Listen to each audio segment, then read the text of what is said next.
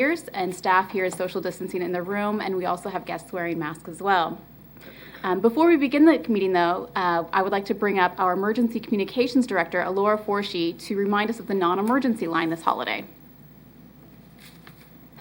Morning, Alora. Good morning, Commissioners. How are you? Fine. Well, it is July 1st. We have made it this far into 2020, intact, I hope. As we roll right into July, we come into our favorite holiday at 911, which is the 4th of July celebration. As we have in previous years, again this year we will be activating our non-emergency line for fireworks complaints. That number, 316-290-1011. Again, that is 290-1011. That will go live tonight, July 1st. And will be active every evening, July 1st through July 5th, starting at 6 p.m. until 3 a.m. We encourage our community to use that line to report nuisance complaints such as fireworks, loud parties, anything that is tied into this holiday that's not posing an imminent or immediate threat. So, for example, if there is a disturbance, if there's a home on fire, of course, things like that, those need to go into 911. But if you're concerned about illegal fireworks, if the fireworks are going too late, you feel like they're outside of what the ordinance provides, those complaints need to go in through that non-emergency line. We have learned in the past that keeping those 911 lines open, especially during these high volume periods, are very critical to maintaining the integrity of that system. While we have these celebrations, we have fireworks, we also have real emergencies that happen during these times, and a lot of them. People will be out celebrating and drinking and having a good time, and those sometimes can be a recipe for disaster, unfortunately. So we need to make sure that those people that need help immediately have those 911 lines available, and that those that have less emergent needs, such as firework complaints, go in through that non-emergency line so that those are handled properly. Any calls that come in through 911 that are non-emergent will be transferred over to that line to be handled in that queue by those employees doing that. We are going to be well staffed. We are anticipating a very busy 4th of July weekend. I think that we are primed for some celebration. We just always wish that people do so safely and responsibly and show grace and kindness to their neighbors while doing so, and just hope that everybody has a very happy 4th of July. Any questions? Thank you, Chairman. No questions, just always great to see you, Alora. I really appreciate what your staff does. I know that you guys receive the worst of the worst calls. You have just, I couldn't imagine doing what you guys do. So I appreciate everything that you do. I hope that everybody's safe and really takes precautions this weekend. And how many calls do you guys, like last year, can you give us some numbers about how many people? So let's say somebody doesn't know this number. Can they call 911? I'm not suggesting they do, but no.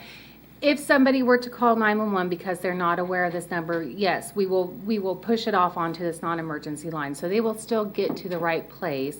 It just slows them down getting there and takes up that 911 line in the interim. I don't remember last year's numbers exactly, but we had several hundred calls that we took over those non-emergency lines. And every call that we take over those lines, again, preserves that 911 line for that path for that emergent call to be handled very quickly. Yeah, well, I can't thank you guys enough. I know a lot of your staff would rather be celebrating with their families, but they're taking care of the community instead. So I really appreciate, and please let your staff know how appreciated they are. Absolutely, thank you. Thank you. Thank you. Good comments. Commissioner Dennis. Thank you, Mr. Chairman. I actually want to go one step further, and I want to warn everyone about the dangers of the fireworks out in the county right now. I've talked to communications and to Chief Williams about this. I hope we get some public information out in the near future, but the wheat fields are very, very dry right now. Most of them are cut, but that doesn't mean they won't burn. So we need to prevent those fires in those wheat fields. The other problem is once a wheat field catches on fire, it can move and start burning down residents and other buildings. It can also spook the animals that may be grazing nearby and run those into fences and cause damage to and death to the livestock. We really need the public to be aware of shooting fireworks in the county. It is very dangerous. It can cause a lot of problems. Absolutely. You know, just to comment on that, every year as we roll into 4th of July, I look at several factors. One is the day that the holiday falls upon, which today, or this year, it's on a Saturday. And then whether we've had rain. I pray for rain every year, and we've not had any rain coming into this 4th of July of any significance. And so we do have a lot of factors that can lead to a lot of bad things happening. And so I would echo your concerns on that. I have them as well. Thank you, Mr. Chairman. Okay. Thank you, Laura. All right. Have Thank a good you. weekend. Yes, you Safe too. weekend. All right, and before we start the meeting, one more topic kind of along the same lines with that and with Commissioner Dennis's comments. Communications has worked with the fire district to put together a video on fireworks safety. So can I play that for you real quick? Yes.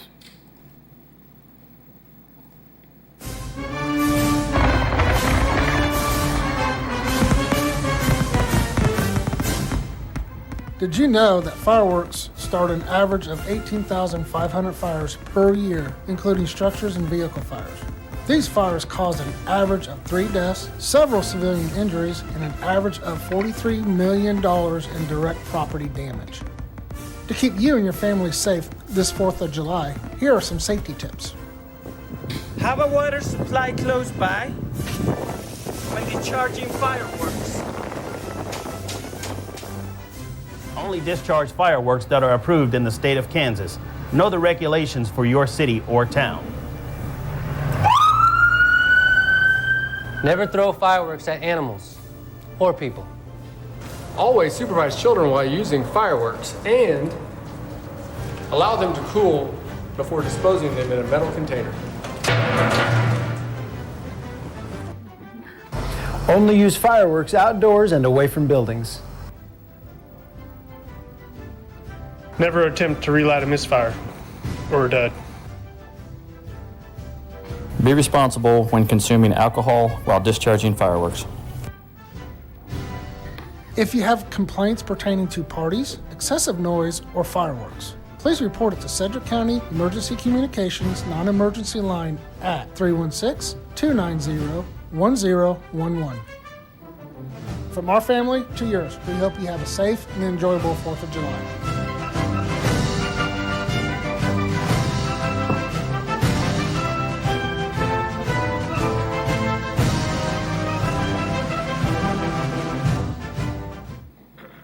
Thank you. Kate, Commissioner Dennis has a question. Well, thank you very much for putting that together. I appreciate it. And please let our Chief Williams and all the firefighters that we've got tell them how much we appreciate what they do, especially if they're going to be working while all the rest of us are celebrating. Thank you. Absolutely. Absolutely. And then finally on the agenda, we have meeting minutes, 2 proclamations. Assistant Manager Leeds will review the latest donations for the COVID-19 response. There's a planning item to rezone property in District 5. You'll have another discussion on the CARES Act. Commissioners, then you'll discuss a policy for repairing township roads. We have a report of the Board of Bids and Contracts, and there is a fire district meeting this morning. So, Chairman, I will let you start the meeting. Okay. Thank you, Kate. Good morning, everybody. Welcome, commissioners, and those of you that are watching on YouTube and KPTH. I called the meeting to order of Wednesday, July 1st of Sedgwick County Commissions. Madam Clerk. Invocation to be observed by a moment of silence. Please remain standing for the flag salute.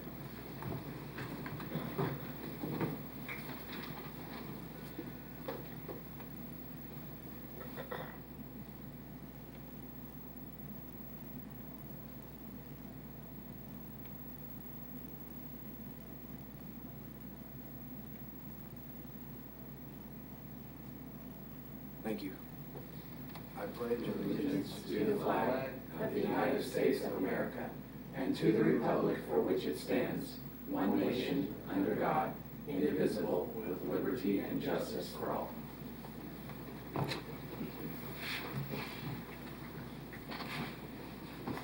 Next item, please, Madam Clerk. Roll call. Commissioner O'Donnell? Present. Commissioner Dennis? Present. Commissioner Howell? Present. Commissioner Cruz? Chairman Meitzner. Present. Next item, please. Public agenda. Commissioners, you all received a large number of electronic emails and messages from the public.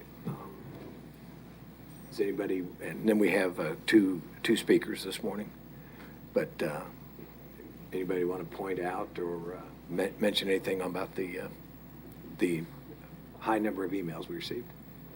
So I don't see any comments, so we will move to accept those after we have our, let's move to accept the items as received. Move to approve or move to accept? Okay, and I'll second. Madam Clerk, call the roll. Commissioner O'Donnell? Aye. Commissioner Dennis? Aye. Commissioner Howell? Aye. Commissioner Cruz? Aye. Chairman Meitzner? Aye. Okay, first up on the public comment is Andrew Crane.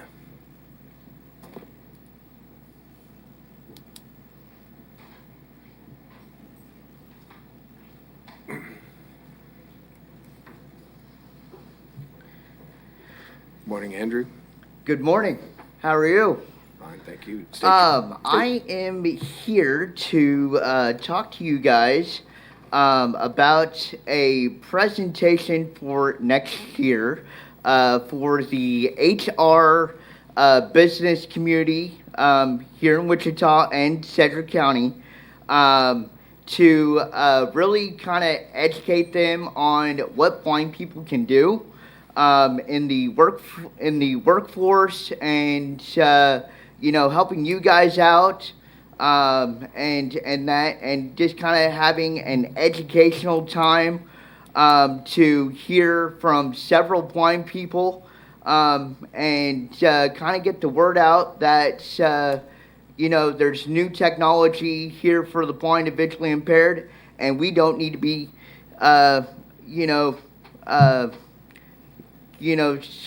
secluded from working, and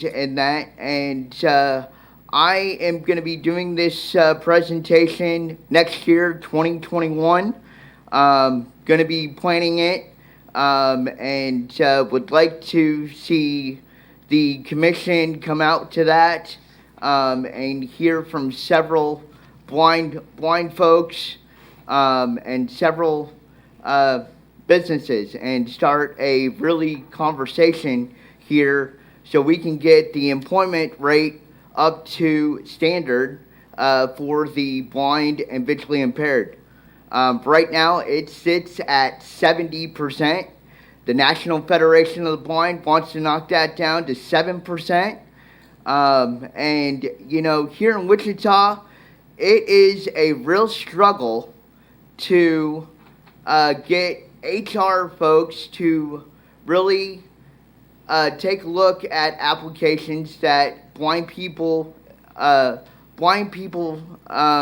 do in jobs that they're qualified for. And so we are going to be doing that presentation, kind of laying out a couple of things for a lot of the HR and businesses. My other question for you guys is to help out the blind and visually impaired with the signage that you guys are putting up, and website and everything. I was up on the website, had trouble accessing it, and making it very, very hard for blind and visually impaired people to hear what's going on.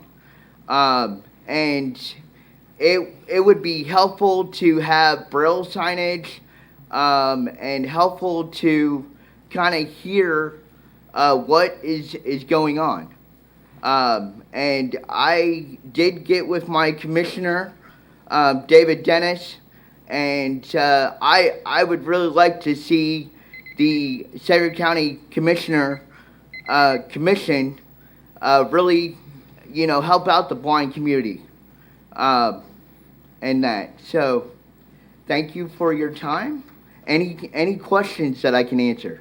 Oh, thank you, Andrew. Yes, we have a question from Commissioner Dennis. Yes. More of a comment. Andrew, I appreciate you being here today. I have talked to the manager about the signage that we've got here in the building, and they are working on that. So I appreciate you bringing that to our attention. I also owe you a phone call, but I've gotten over 500 emails this week, so I'm trying to catch up on those. But Yeah. I will be calling you back. I know that you left me a voicemail, but and I apologize that I haven't had time to get back to you on that. But I appreciate your being here. As I said, my parents were visually impaired, and so it's something that's very close to home for me, and I appreciate it. Yes.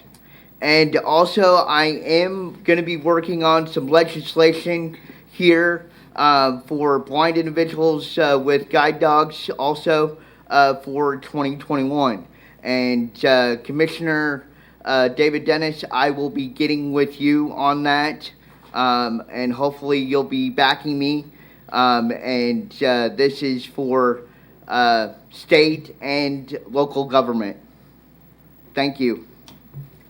Thanks again, Andrew. Have a good day. You too.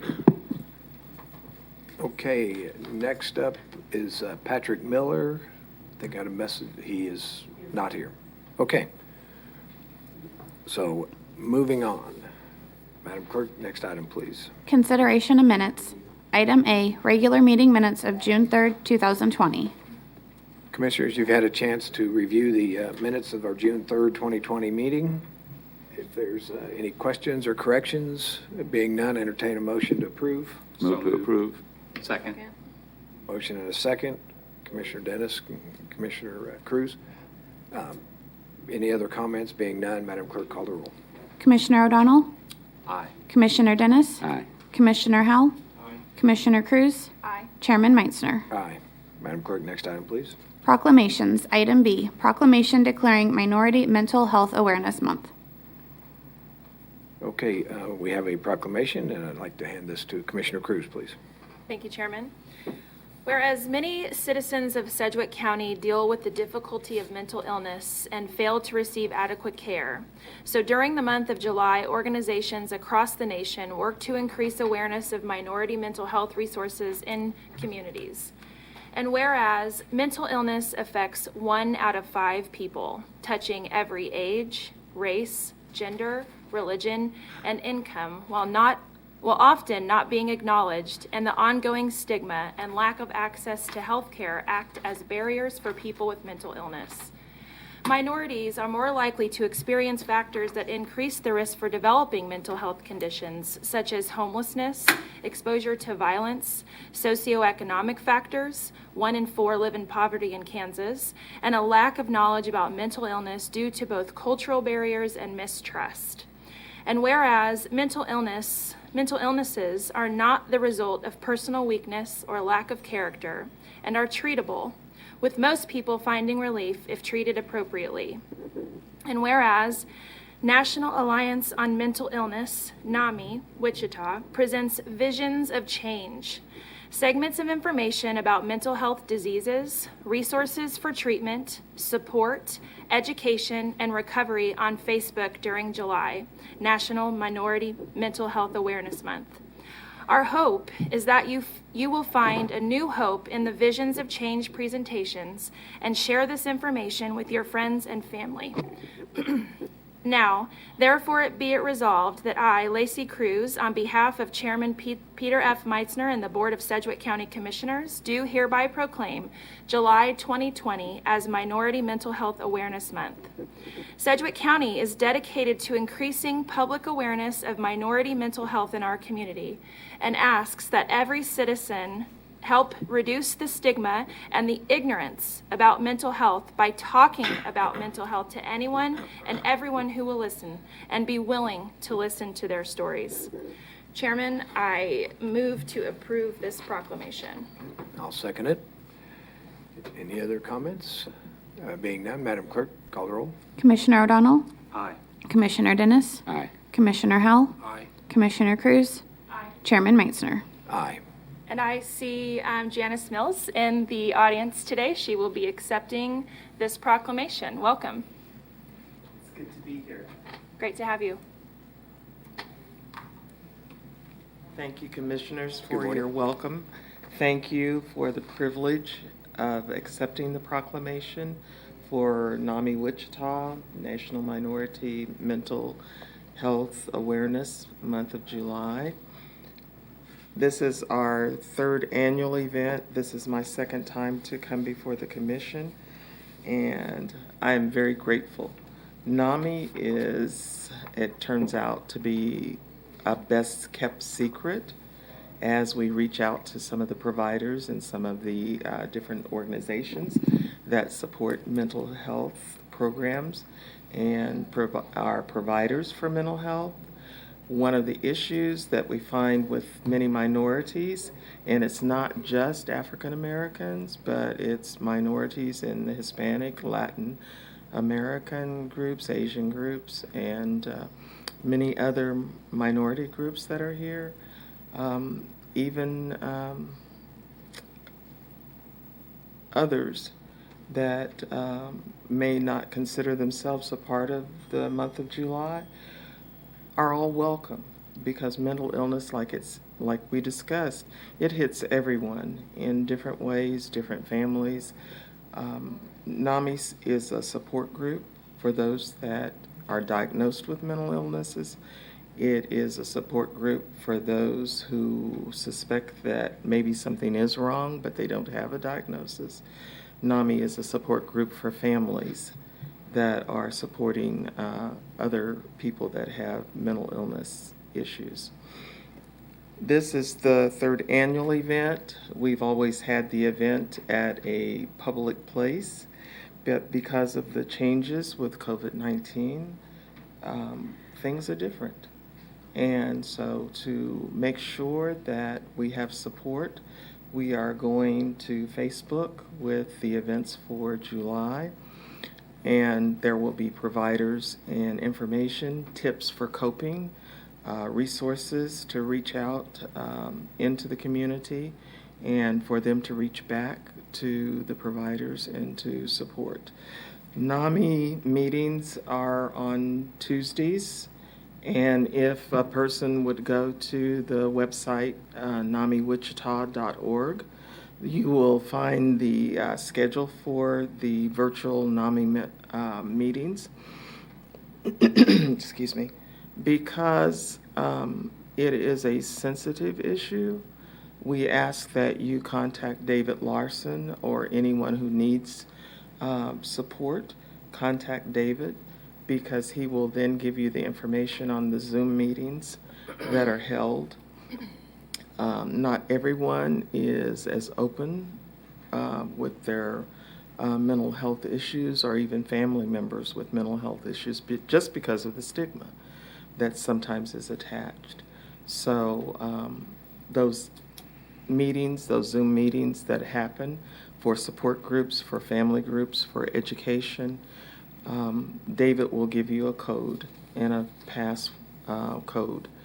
Our newsletter says that if you have a computer or you have a smartphone, that you can access those meetings, but I've found, since I don't have the camera on my computer, that I can access any of the meetings with my landline telephone and still communicate and hear everything that's going on the Zoom meeting. Detective Hook is our president, and he is working to get us back to meetings. We have a new address. We meet normally at 1010 North Main Street, just up the road at the Breakthrough Building. And those meetings are held in the evening, normally at 7 p.m. And everyone is welcome to attend those meetings when we start meeting in person again. No one knows for sure when that will happen, but we welcome everyone. Minorities were invited to join NAMI, and the reason that July is the month that was chosen, in 2008 the House of Representatives declared B.B. Campbell Moore National Minority Mental Health Awareness Month. Ms. Campbell was an editor for Essence magazine. She's an author of books One of her books is Why Does My Mommy Cry? Because she had a daughter that was dealing with bipolar depression. And one of her important books is 72 Hours on Hold, because it is difficult to be a parent of someone with a mental illness and know that maybe they need help, but sometimes a person may not know and accept that they do need the help. So it is with great regard for your support that you are helping us to get the word out, and the invitation for minorities to celebrate with us during the month of July, but for everyone to come to the Facebook website and celebrate with us for the whole month of July. Because right now with COVID-19, people that have maybe never dealt with anxiety, who have never dealt with the isolation that is going on when you stay at home all the time and maybe no one's reaching out, those are issues that NAMI can help. And I thank you and thank you and thank you for allowing me to come for the second time, for allowing me to invite everyone to the 3rd Annual National Minority Mental Awareness Month. And we hope to see you log in on Facebook, and your proclamation will also be on Facebook as well, to let the community know that our Sedgwick County Board of Commissioners do support mental health, behavioral health, and support everyone in the community having that chance at wellness. Thank you, Commissioners. Thank you. Thank you, Janice. You're The welcome. commissioners are supportive of everything that we're trying to do with supporting our mental health crisis, and been a little distracted by this other little virus, but we haven't lost our focus, that we're supportive of trying to get to the Yes, our visions have changed. little bit. Title was picked Yep. back in 2019, not knowing about COVID-19. Right. Okay. Thank you very much. Okay. Next item, please, Madam Clerk. Item C, proclamation declaring lunch across Kansas month. Commissioners, we have one more proclamation, and I'll read it. It's whereas children need good nutrition all year long, and since 1975, the Summer Food Service Program has alleviated this burden by nourishing children and teens while school is out. And whereas more than 601,507, that's approximate, free meals have been provided to children since March 2020 using the Summer Food Service Program, demonstrating the substantial demand for summer meals. And whereas program sponsors showed leadership during the school closures precipitated by the COVID-19 pandemic by using the United States Department of Agriculture waivers to feed free and nutritious meals and snacks to children ages 1 to 18, and will continue throughout the summer while school is out of session. And whereas a complete and accurate census count of children and families in our city will ensure that programs in our community like this program continue to receive funding, and whereas Summer Food Service Program sponsors, site operators, volunteers, parents, and community members have worked tirelessly to deliver meals over these past few months and to continue to provide for the children of Sedgwick County. Now therefore be it resolved that I, Chairman Peter F. Meitzner, and the Board of Sedgwick County Commissioners do hereby proclaim July 2020 as Lunch Across Kansas Month.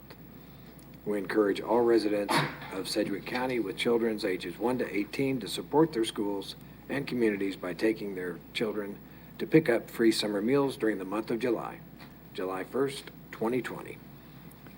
Commissioners, you've heard the proclamation. I'll make a motion to approve and receive. Second. Been a motion and a second. Any other comments? Being none, Madam Clerk, call the roll. Commissioner O'Donnell? Aye. Commissioner Dennis? Aye. Commissioner Howell? Aye. Commissioner Cruz? Aye. Chairman Meitzner? Aye. Madam, oh yes. And And we have Miss Haley Kotler to Thank you. um, Thank you. Hi, Haley. the proclamation. Thank you so much, Commissioners. Thank you for proclaiming July as Lunch Across Kansas Month. As we heard in the proclamation, the Summer Food Service Program is a critical piece in ensuring Kansas kids have access to healthy, nutritious foods. This year, with schools closed, the Summer Food Service Program began early. It began in March. And as the proclamation said, I'm really, really excited that over 6 million meals were served in Kansas. And just for some background on that, a typical summer with the summer feeding program, 1.5 million meals is the most that we've served through this program. So over 6 million meals in 3 months is just a testament to the incredible work that folks have been doing through the pandemic to ensure that kids are fed. Thank you to all the food service workers, volunteers, school districts, and nonprofits who have tirelessly, over the past few months, worked to feed these kids in Sedgwick County and across Kansas. Their leadership, innovation, and adaptability of all the summer meal sites over the past few months has proven our state's motto, ad astra per aspera, to the stars through difficulties. To the public and to the commissioners, to find a feeding site near you, you can text summer meals to 97779. And with that, thank you all so much, and we are excited to declare July as Lunch Across Kansas Month. Okay, thank you, Haley. Appreciate all you do and your group. Okay, Madam Clerk, next item, please. New business, item D, acceptance of donations of personal protective equipment and other materials from various citizens and community partners for COVID-19 response. Good morning, Russell. Rusty. Morning, Chairman, Commissioners. This morning we want to recognize those folks and organizations who have continued to provide donations in support of the response to COVID in our community. The list is not long today, but what these folks have donated is important. So, first we have the Retired Senior Volunteer Program, donated 1,275 cloth masks. Centene Corporation and Sunflower Health Plan donated $1,000 to go to the nutrition program for older adults. Todd and Dawn Hungate donated 3 iPods to be used in the Family Caregiver Program to assist caregivers of older adults during the pandemic and beyond. And Medical Loan Closet of Wichita and Drew Brenner gave us 150 gown packs, which includes gown, masks, and gloves, plus an additional 350 masks and 100 gloves and 600 caps. So while the list is short, we do very much appreciate what these folks brought forth to assist with our response to COVID. I would ask that the Commission acknowledge these generous donations and authorize the Chairman to sign letters of acknowledgement and appreciation. Okay, very much appreciated with the community's donations. I'll make a motion to accept. Be a motion and a second. Any other comments? Being none, Madam Clerk, call the roll. Commissioner O'Donnell? Commissioner Dennis? Aye. Commissioner Howell? Aye. Commissioner Cruz? Chairman Meitzner. Aye. Madam Clerk, next item, please. Thanks again, Rusty. Thank you.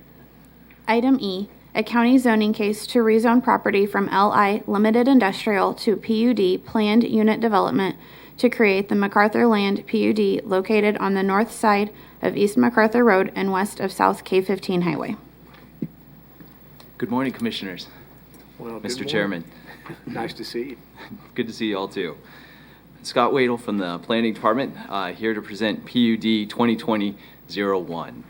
This is a request to rezone the former Sutherland Lumber Company property northwest of K-15 and MacArthur Road from LI Industrial to Planned Unit Development.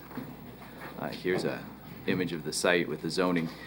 The PUD would allow the use of the property as an entertainment center / drinking establishment and provides flexibility for the proposed use. The Planning Commission recommended approval of the rezoning by a vote of 7-6 with 2 modifications. These were conditions that were requested by the applicant. One of the MAPC members in favor of the approved motion indicated that the use at the location would result in the positive redevelopment of a challenging site. No protests and no public comments have been received on the application. This application may be approved as recommended by the MAPC by a simple majority of three votes. PowerPoint here shows the location and some images from the site. So here's the aerial. You can see where it is in relationship to K-15 and MacArthur. This is a photo showing the vacant property to the south. So there's not a lot around it, so to speak. Here is the image from the future land use guide showing the site as commercial, which is in the proposed use would be in conformance with. This is an image of the site plan submitted by the applicant. Here are pictures of the property as it currently is. This is looking north at the site. Here's one on the site looking north. Again, looking a little bit towards the boundary. This is towards the railroad tracks to the east. This is looking west at the adjacent property, which is currently in use as a car dealership. This is the property line along the east. This is looking to the east, looking to the southwest from the site, where you can see a mobile home park in the distance and the vacant land right across the street. And then this is looking directly west along MacArthur. And I'll stand for any questions. Okay, thank you, Scott. Commissioners, before we vote or have any other questions, I want to state that I had ex parte communications with the owner and the management at one time in the previous month or so ago. So just put that for the record. Commissioner O'Donnell. Thank you, Mr. Chair. I would also like to disclose that I had ex parte communications with the applicant. Okay. That being said, do we have it? Commissioner Howell? Yes, sir. Thank you, Mr. Chairman. I also need to disclose I also had ex parte communication with the applicant. Thank you. All right. And Commissioner Dennis. And I'll disclose I've had ex parte contact. Okay. All right. So we've disclosed that. So now any questions?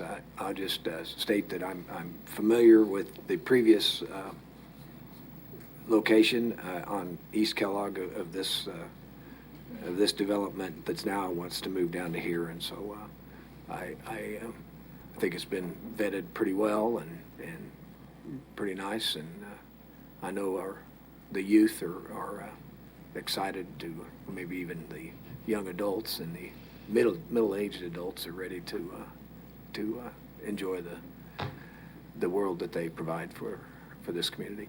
But any other questions or comments? Does the applicant want to say anything? No? No, it doesn't appear so. Okay. With that, I'll make Commissioner Howell. Thank you, Mr. Chairman. I was going to make a motion that we would approve the rezoning as recommended by the MAPC, adopt the findings of MAPC, and authorize the chairman to sign the prepared resolution. Let me say that again on record with the microphone on. Mr. Chairman, I make a motion we approve the rezoning as recommended by Metropolitan Area Planning Commission, adopt the findings of MAPC, and authorize the chairman to sign the prepared resolution. Okay. I'll second. Commissioner O'Donnell seconded. Did you have? Yeah, and I was just going to thank the applicant for taking an abandoned property and bringing value to it, bringing value to that area of town. Even though it's not in my district, it is exceptionally close. It is in Commissioner Howell's district, though, but it's great to see a old abandoned property turned into something new that's going to be a regional draw. So thank you guys for your investment in South Wichita. Okay. I don't see any other comments. There's been a motion and a second to approve. Madam Clerk, call the roll. Commissioner O'Donnell? Aye. Commissioner Dennis? Aye. Commissioner Howell? Aye. Commissioner Cruz? Aye. Chairman Meitzner? Aye. Motion passes 5-0. Congratulations. Thank you, Scott, for joining us. Good luck with your project.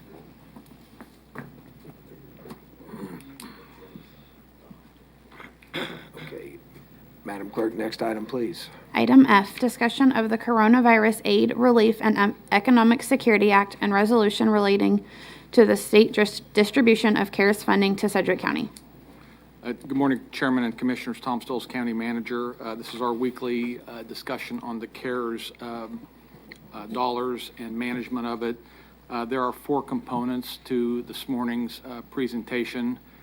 Lindsay will give the bulk of it. She will talk about a review of the NOFO, the community assessment that we did a couple weeks ago. And she has a template, an overview of a strategic plan for you to look at and to discuss. She will also discuss the state CARES money, which the county could be eligible for, and discuss the draft resolution, which will be brought before you next week. She'll also give you, as she always does, a COVID spending status of what we year-to-date have used CARES money for. And then we will have 2 requests for additional expenditures. One is a walk-in cooler for the Regional Forensic Science Center, and one is for a lease of a drive-through testing facility and some space for some personnel that Tanya Cole will present.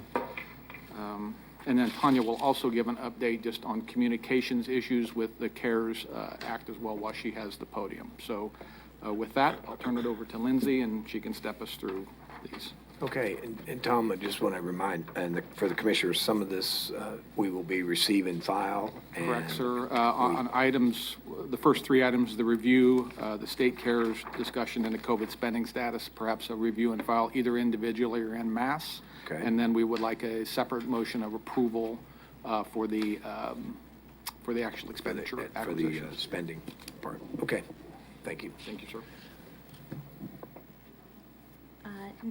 Sorry, we're trying to pull up the sheet. That's okay. I think Good. it was added to the podium drive. It's the overview of the spending plan. Lindsay, I think there's a smaller font you could put on this handout if you wanted to. Just helping you out. I'll get there. Okay. Good morning, commissioners. Lindsay Rousseau, your CFO. You know, I like a good challenge, Chairman, so we'll see what we can do to make it a little smaller for you next time. Okay. So, Thank you. before we do get into the details here of what's pulled up on the screen, I want to give you an update on the actual outcomes of that notice of funding opportunity that we put out. So if you recall, that was out for 2 weeks from June 5th through June 19th. Through that process, we received 131 responses. We were hoping for between 75 to 100, so we were very pleased with those results. The 131 responses totaled requests of about $65.6 million. And I'm going to go through each of the categories and give you some details on what that was comprised of. And we'll walk through that as the first part of our discussion. So if you remember, in that notice of funding opportunity that you approved, we had 5 different categories that we were soliciting information on. The first category was governmental assistance. Of course, we know that when CARES first came out and the coronavirus relief funds were established, those dollars were initially identified and directed to state and local governments. Over time, that guidance has expanded. So that was the first program we asked for feedback on. The second program was public health assistance. The third was social services assistance. The fourth was educational assistance. And the fifth was other. We knew that maybe we weren't capturing everything, and so we asked for folks to tell us if there were things in other areas that we just weren't aware of that they thought were likely eligible for reimbursement.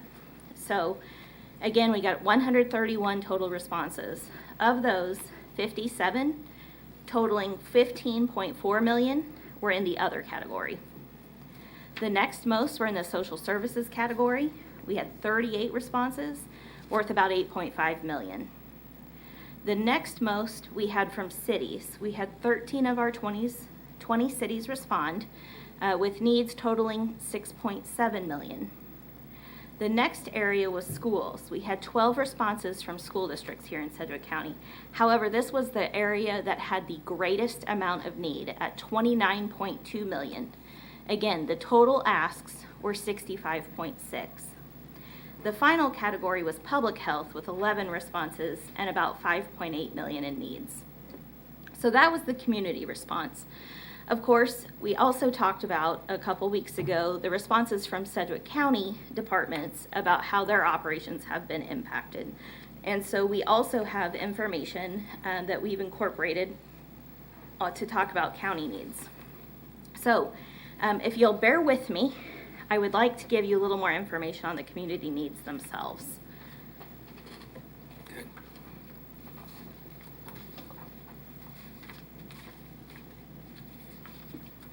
So within local governments, the vast majority of requests that governments asked for was payroll expense. 80% of the total they requested had to do with staff who were substantially dedicated to responding to COVID-19 need. The next highest category was personal protective equipment, which is certainly understandable. We've seen that ourselves here within the county. The next category, let's talk about public health. We had, again, 11 responses there, worth about $6 million. In those areas, we have basically seen the largest spend and anticipated spend to be on testing, tracing, and response. They also expect to spend around $900,000 to have facility and staff safety, and then about $100,000 to support telemedicine. And again, this area wasn't that large. It was about 5.8 million. And what we have drawn from that, or rather what our consultant has drawn from that, is basically that the Health and Human Services Provider Relief Funding has done its job, except for those that are smaller community-based clinics, which is the bulk of who we heard from through this process. Within social services assistance, the greatest amount of need for them, out of a total of 8.5 million in asks, they had about 4.6 million in asks to be able to adapt or expand services. Another 1.2 million to have facility and staff safety. Another 900,000 for technology improvements, and then they had about 1.8 million in other asks. Moving to educational assistance, again, this is the category where we had the highest amount of ask from 12 different school districts or other educational institutions. So of that ask, about 7.8 million was for protective measures. The vast majority of the cost, about 21.4 million, was associated with distance learning. I know we've all seen news reports recently, particularly about Wichita planning to return to in-school service session. And so just a reminder that this NOFO was done before that discussion was had. So I think that's some important context to have. Finally, within other needs, other unanticipated needs, we had a total of about $15 million worth of asks. About 11 million of that was from for-profit entities. About another 4 million was from nonprofits. And then we had a couple of entities that are aligned with Sedgwick County that put in responses that totaled about $200,000. So we took all of that information then, and we took all of the information that we've already talked about for the Sedgwick County needs that we covered a couple weeks ago, and we crafted a strategic plan.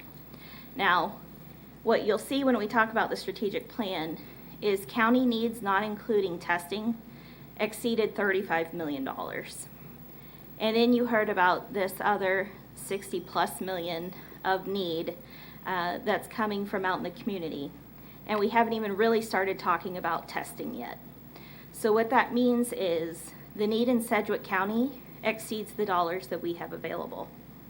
And so what we have attempted to do in this process is prioritize those needs and address testing, recognizing that without knowing what COVID-19 is doing in our community, as you've all mentioned, it's hard to know what businesses can open, how schools can operate safely, and all of that. So we have taken all of those priorities that we've heard from you and from the community, and we have come up with draft one, and I say draft one because I anticipate more than this, of a proposed spending plan. And so I'd like to review that with you today at a high level, take your questions, and then what my suggestion would be that we spend the next week talking about this, and that I come back to you on July 8th with a plan that seems to take into account the consensus of the commission on the priorities. So that's what I'm pitching to you. This would be a receive and file item for today. So with that, I will get into the very small font I will try and make it a little bigger. And we're going to focus first on the areas, and then we'll come back through and talk about the dollars to make this simple so folks at home can follow along, hopefully, and see what we're doing. So the first area we're going to talk about is Sedgwick County. So again, when the Coronavirus Relief Fund and the overall CARES bill was established, its initial intent was to provide support to governments, particularly counties, who operate on the front line in addressing the needs of COVID-19. Whether that be through the emergency management department that's ordering all the personal protective equipment or coordinating that response, or if it's through the health department that's actually addressing the public health component of this, if it's even through our safety net services like crisis, where our community is in need.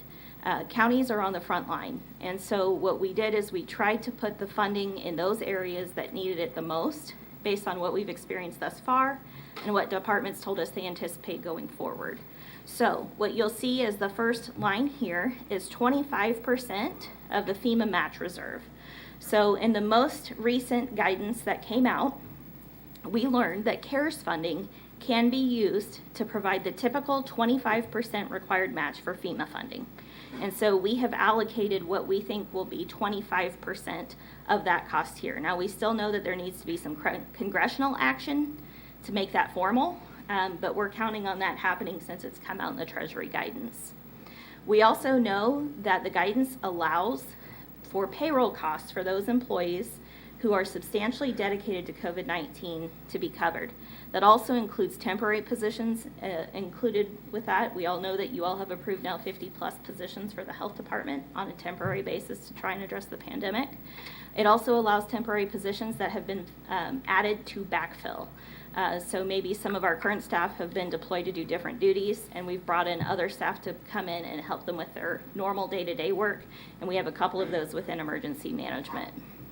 Technical assistance consulting, I am not ashamed to say that we needed help with this process. This is well outside of our comfort zone, and so we got that help early on. Yes, Commissioner. Okay, so I'll just ask, Chairman, if you don't mind.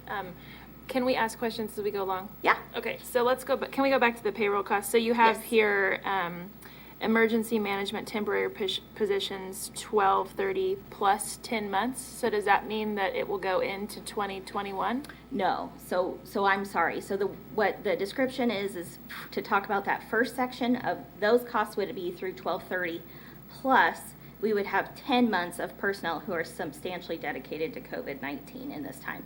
So it's kind of it's looking at the temporary positions, plus it's looking at our normal staff who are on the books today, whose work has completely shifted away from their normal duties to do COVID-19 relief. So it's the temporary positions plus our existing staff that's tried to indicate here. And so it's 10 months of those current staff that descriptor is trying to explain.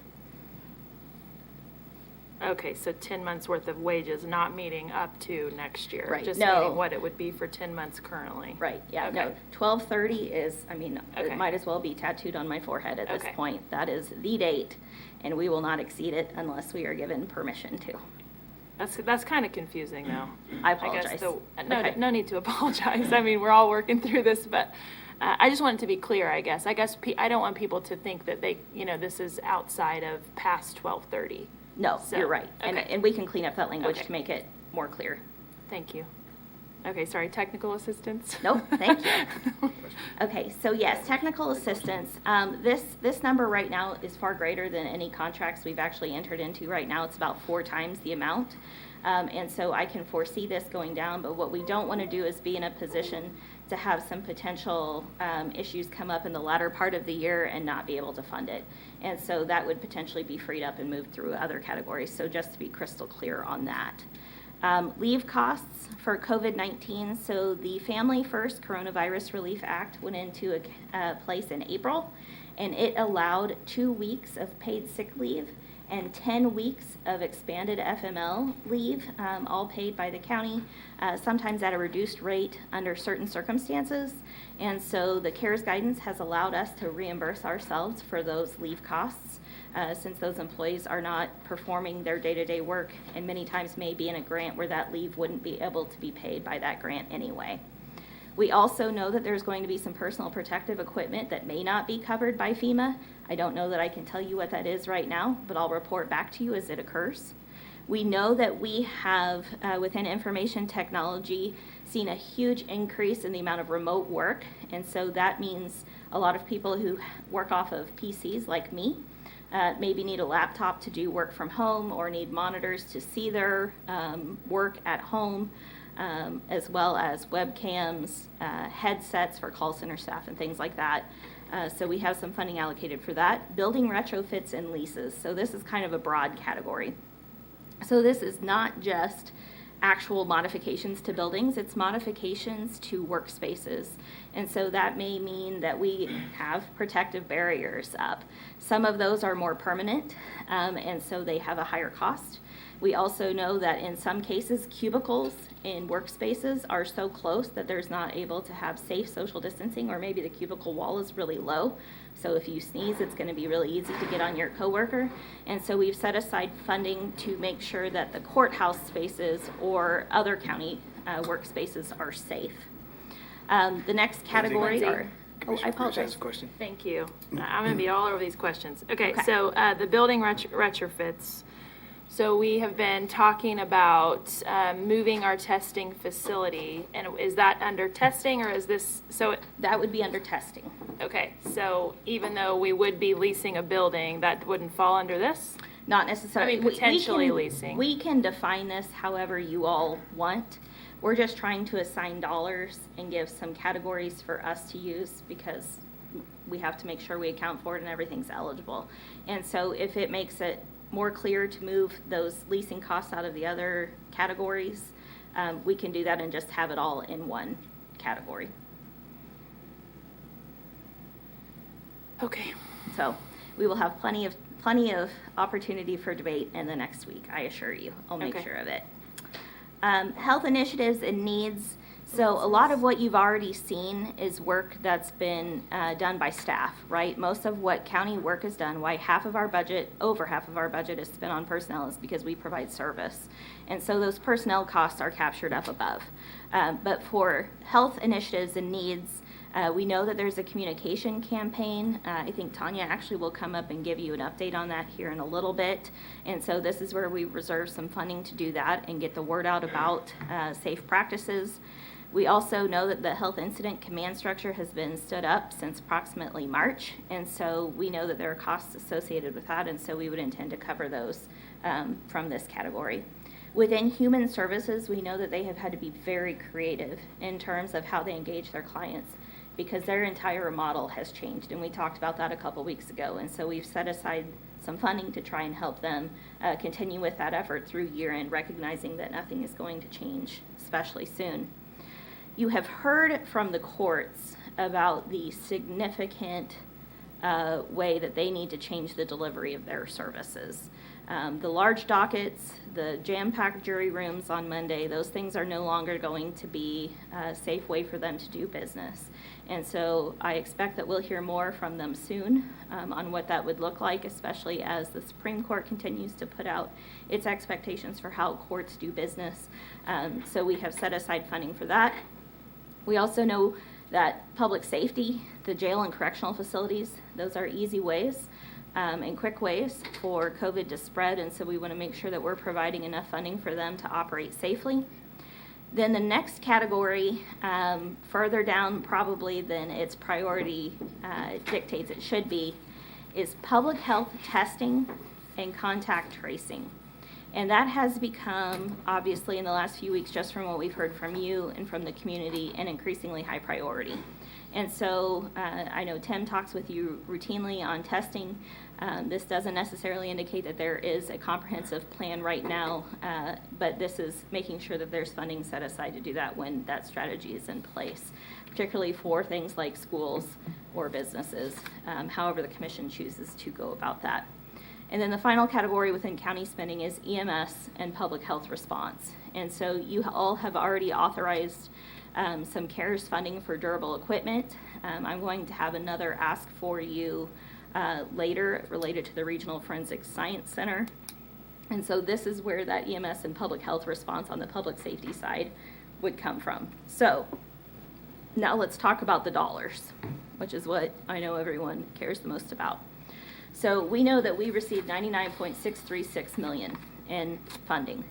We are estimating to allocate $60.5 million of that funding to county purposes, of which the most significant portion, as you'll see again, is $25 million dedicated to public health, testing, and potentially contracted contact tracing if we're not able to hire all of the health positions that we want to do. The next biggest category is the staffing, that $13.5 million we talked about before, that has to do with our emergency management staff, our health department staff, our crisis staff, and all of the temporary positions that have been added. We also expect to see another $6 million, thank you, another $6 million for the courts to try and deal with the backlog. We know that that will have a ripple effect to the district attorney and the sheriff.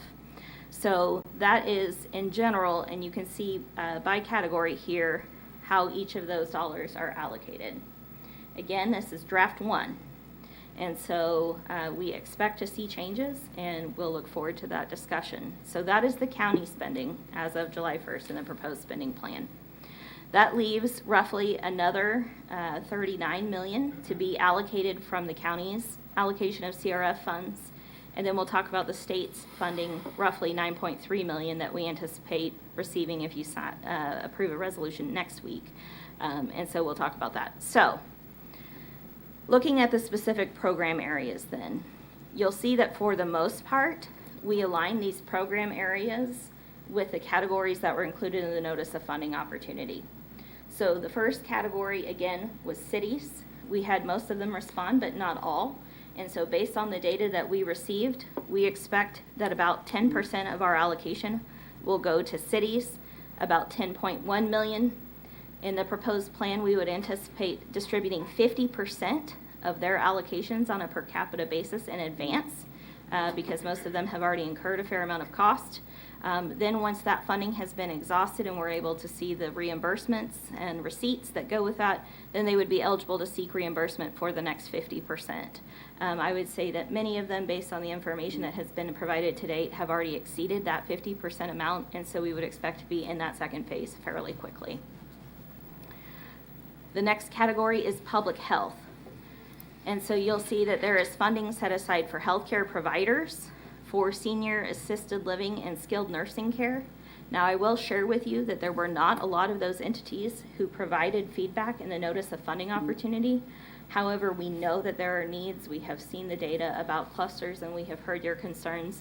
And so we have allocated some funding there to try and address that as a priority issue for the Commission. The next category are public health care initiatives, and this can take the form of many different types of services, everything from PPE, everything from disinfection of facilities. It can be any number of program categories within public health. Moving to social service providers. So we have allocated roughly $7 million to this category, of which $6 million would be dedicated to those populations that are most vulnerable.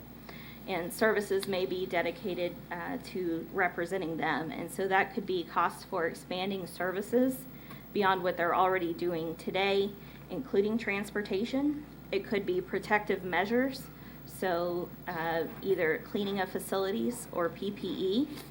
It could be costs associated with modifications of shelters or housing providers for vulnerable populations.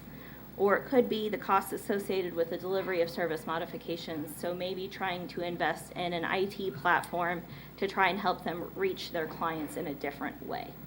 And then we also have set aside within this category mental health funding. And so you'll see that there's about $1 million.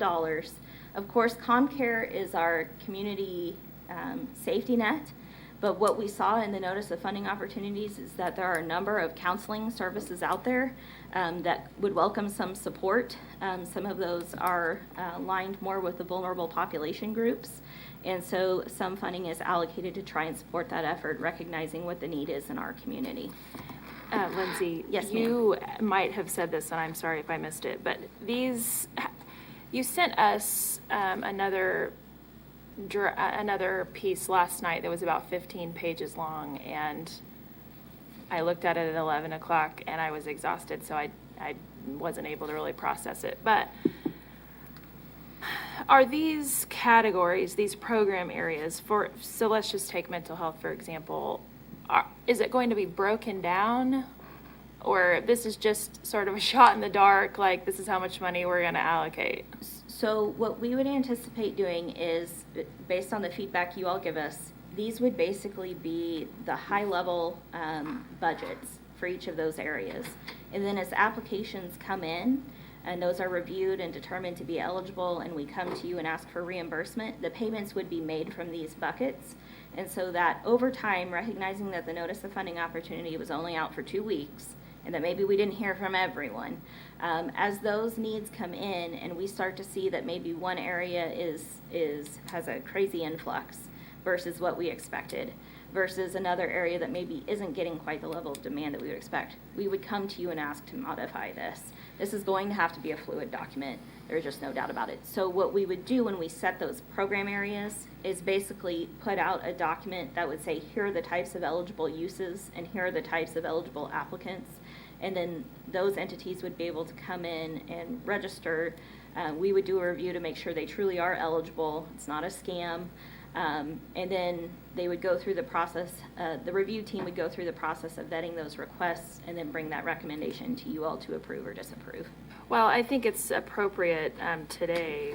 We had it's Minority Mental Health Month. We have a lot of mental health providers in this community.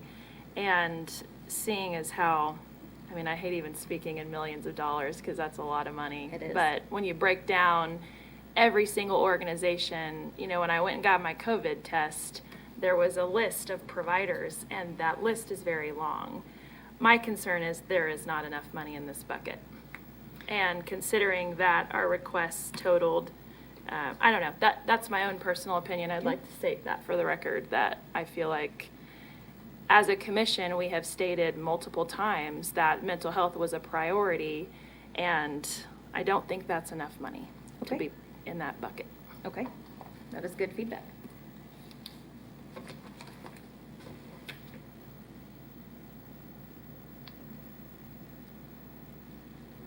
Okay. Are there any other questions I can address on that part? Or I'll continue? Okay. So the next category that we would want to talk about is economic revitalization. So a lot of this part of the discussion will need to hold on to next week, because that's when we will discuss the state's funding resolution. We do anticipate getting $9.3 million tied to our high unemployment rate. We are getting impact funding from the state because of that. And so we thought it made sense to allocate that funding to businesses because it is tied to unemployment.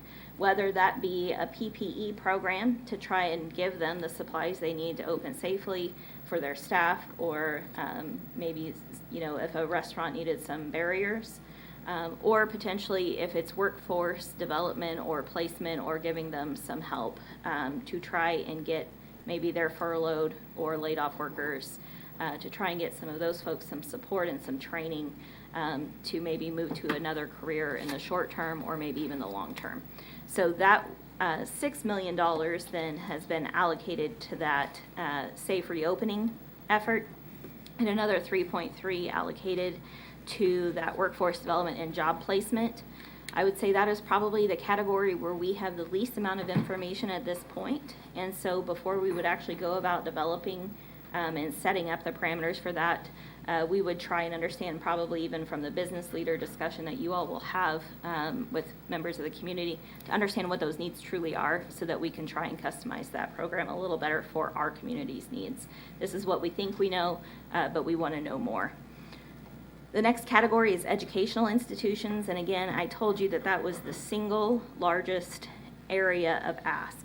And unfortunately, that is the area where after we went through those prioritization efforts, we weren't able to find all of the funding there that had been asked for. And so earlier I promised you 3 things. I told you you'd get a strategic plan for how we want to spend our funding. You would get a list that we would put on our website of all of the resources that might be available to folks if our funding wasn't able to help them. And I also promised you a list of legislative issues, areas where commissioners might be able to use your clout to lobby, either at a state or federal level. And I think this may be one area that's probably going to be highlighted on that list as a result of the way we went through the prioritization process here. So what you can see is that we have allocated $3.5 million of CRF funds, about $2.5 million for equipment to try and safely reopen schools, and then another $1 million to try and provide some digital connectivity. Again, recognizing that this is not very close to the full ask that came in, but recognizing that some of these other things, the public health and serving the vulnerable populations, is a priority, and also recognizing that that testing allocation of $25 million would go to supporting, hopefully, opening schools and education. And so instead of giving the money directly to schools, trying to keep those folks healthy and knowing who's sick and when they're sick would be maybe an alternative strategy to try and help with the educational institutions. So there's a lot of thought, a lot of discussion, a lot of heartache over that discussion, but that's where we landed. Yeah, Lindsay, thank you for clarifying. I know it's going to be my question is so the testing that we're talking about potentially for all students is under the Sedgwick County funding through our Sedgwick County testing operations. And this educational stuff is for that's separate from the quote testing that we've been talking about. Right. This would be specifically dollars to those school districts. And what the conversation is with staff, and I think Tom alluded to it yesterday in staff meeting, is there's a lot of paths that you all can choose to take on testing. The health department is the vehicle by which that's done. CARES funding can be used for us to either stand it up ourselves or to contract with an entity to do that. There's still a lot of work on the science side that needs to be done to vet what is the most appropriate and cost reasonable approach for reliable, accurate, quick testing. And so as that evolves and as we learn more, obviously that would come back to you and have a little more flesh and bone to that. Right now we're buying testing supplies. We're paying for the testing work. And so that is happening today, but in the effort to ramp up and do what you all have been talking about, there needs to be a higher level strategy for that. Commissioner Dennis has a comment. Thank you, Mr. Chairman. Well, education is something obviously is near and dear to my heart as a previous teacher and state board member. Whatever we do in this area or any of the areas, I want to make sure that it's going to have a long-term impact and not just a short, and whatever we do, it goes away on December 30th. The other thing that concerns me a lot, we have 20% of all the students in the state of Kansas right here, and it is significantly impacting those students by not being in school. So we have to find a way of getting them back into school safely, but not only the students, but also the teachers, and because we have to protect their health too so that they can continue to teach. So I agree with Commissioner Cruz that mental health is a high priority to make sure that we do things there, but I want to make sure we have enough funding in the educational pot to be able to get our schools back open and get the students that are our future into those classrooms. Thank you. Okay, thank you. Okay. The final category then we'll talk about is the one that is probably the least controversial at this point. So we'll end on a high note on this particular part of CARES. And that is that we know that we still have another 6 months of this funding. And we know that COVID-19 has not necessarily been all that predictable. And so what we have done is set aside $10 million in a reserve. That doesn't mean that it will stay there forever as we continue to progress through the next few months. And if it looks like we don't need to have $10 million in reserve, then we would start asking you for permission to reallocate to other priority areas as we get information from the community. But in the short term, we want to hold that back and make sure that it's available for testing or epidemiology or some kind of public health response if necessary. And then we do have roughly 2.0 million that we did not allocate, that we may not yet know from the community what there is. Maybe we didn't get it in the other needs. And so unfortunately that other needs, that unknown need category is the one that bore the brunt of the reductions as we tried to allocate enough funding to testing. And so there's only about 2 million left in that pot for now. But certainly, if we wanted to reallocate that either to mental health or education, that would certainly be an option, although that would provide a little less flexibility going forward if there are some needs we don't yet know about. So, all in all, we have allocated 99.6 million of the direct allocation that Sedgwick County received, and we have allocated roughly 9.3 million in unemployment in these categories. This has been a tremendous effort on the part of your financial assistance team that's made up of county finance and legal staff, also by the consultants that we have engaged. And so I want to do my part to tell them thank you. This has been hard and stressful and lots of hours, and I know you all have lots of hours and stress, but I want to say thank you to our team. So with that, that is what I have on number 1 of 4. But this is the longest, I swear to you. Okay. All right. No, it's good. It's a good first look for all of us and the public to see, because there's been a lot of questions. What's going to happen? And so this is our first step. First step. Yep. The draft, and I see it says draft. Oh, it's all over in bright red. Yes. Oh, Commissioner Howell. Sorry. Thank you, Mr. Chairman. So I just want to say thank you for doing a great job. Your staff has a very complicated and difficult task, and this is a great place to be today. So appreciate you presenting this as you did today. I am curious, since this is considered a draft, and we may have draft 2, 3, 4, 5. Eventually, is this going to be anticipated that we will adopt this and have essentially like a final copy? Yes. A final plan? Yes, we would have a final copy in that 15-page document that Commissioner Cruz referenced. We would update and make available to the community with here's the program areas and here's the methodologies and all of that. So once that's done, I mean, I would look at this as a plan, and I like to use the word silos. We're putting money, if you will, into different silos. But once that's adopted, if we feel like that those allocations are not quite right at that point, do we still have opportunity to transfer, if you will, money between silos? Absolutely, and we would hope that we would do so based on as we learn more. So I guess in that case, I don't think it's necessary to necessarily get down to the extreme detail on these at this point, because it really is a very high level still, and we have lots of opportunities to move money around. This is kind of an overall look at how that money would likely be distributed. So I don't really have any other questions. I just want to say thank you for doing a great job. Thank you very much. I'll pass that along. Okay. Okay. Carry on. So do you want to receive and file now, or do you want to wait until the very end? Well, I'll make a motion to receive and file this first phase. Second. Been a motion and a second. Any other comments? Being none, Madam Clerk, call the roll. Commissioner O'Donnell? Aye. Commissioner Dennis? Aye. Commissioner Howell? Aye. Commissioner Cruz? Aye. Chairman Meitzner? Aye. Okay. Lindsay Pogerso again. I don't know if I need to do that, but for the record, we'll do it to be safe. So the next item that we'll talk about very briefly is the state CARES funding. Again, they have allocated funding to Sedgwick County based on unemployment.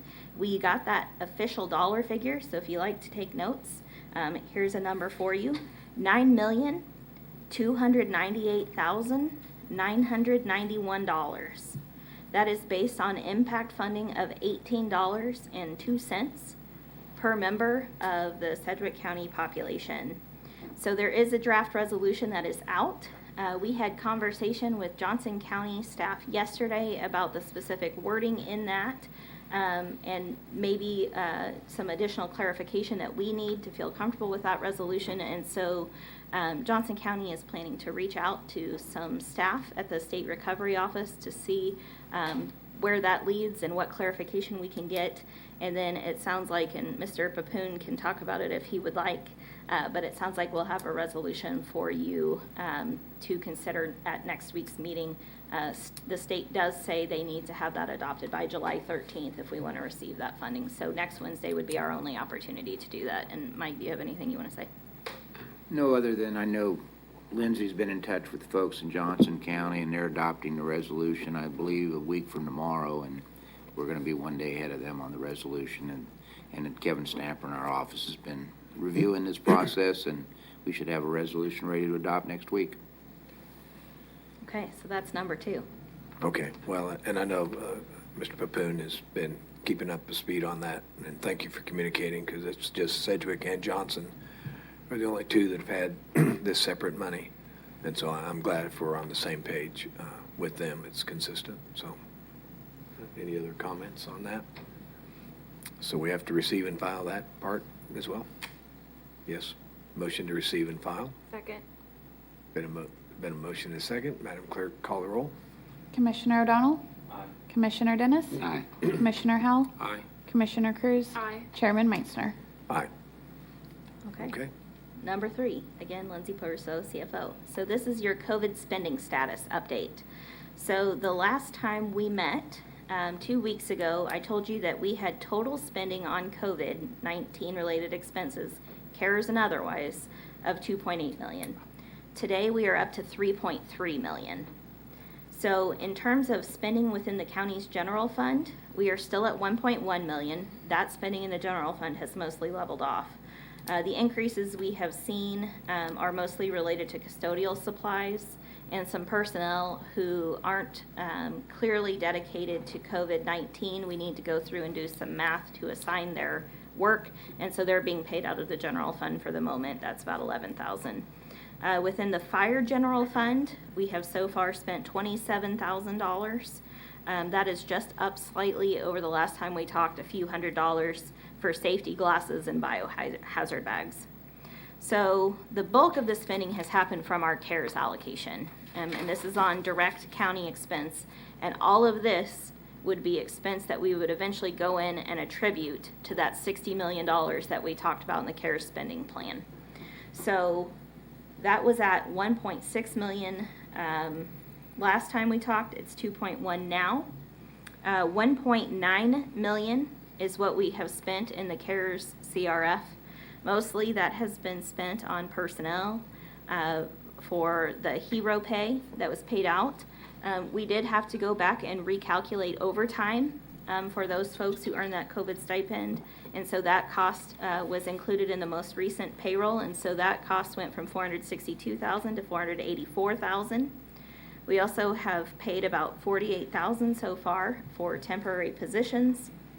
We have paid $316,000 for cleaning supplies, $238,000 for medical supplies, $216,000 for custodial supplies, $60,000 for technology, $40,000 for operating supplies like hand sanitizer, and about $130,000 that has been transferred into the county's general fund and fire general fund to support that expense.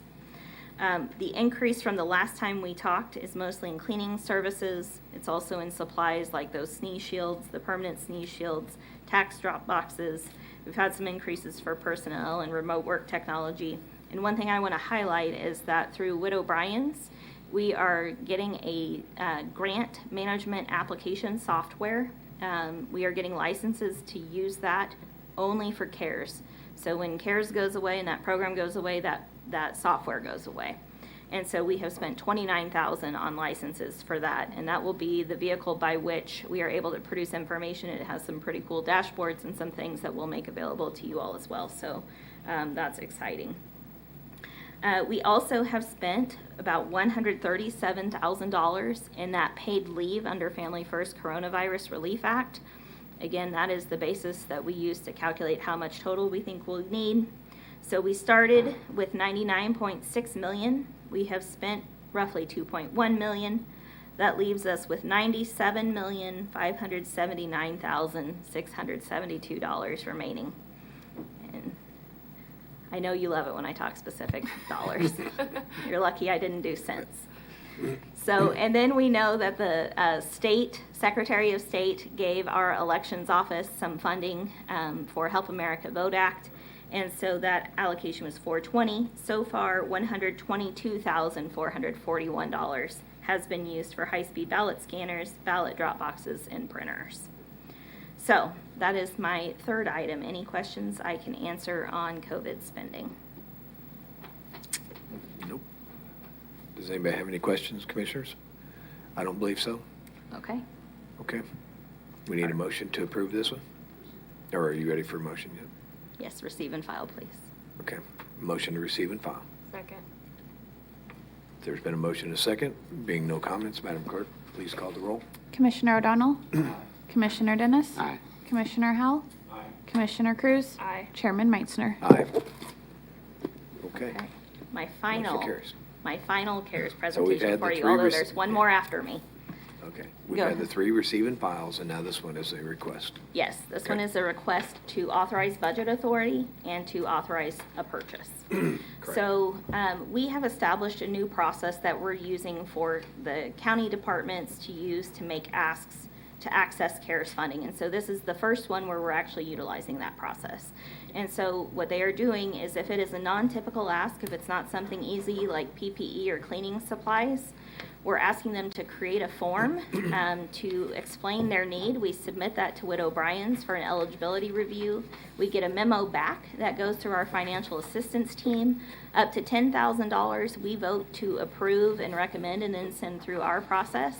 Up to $50,000, we vote to recommend that the county manager approve, and that goes to him, and then anything in excess of that we bring to you.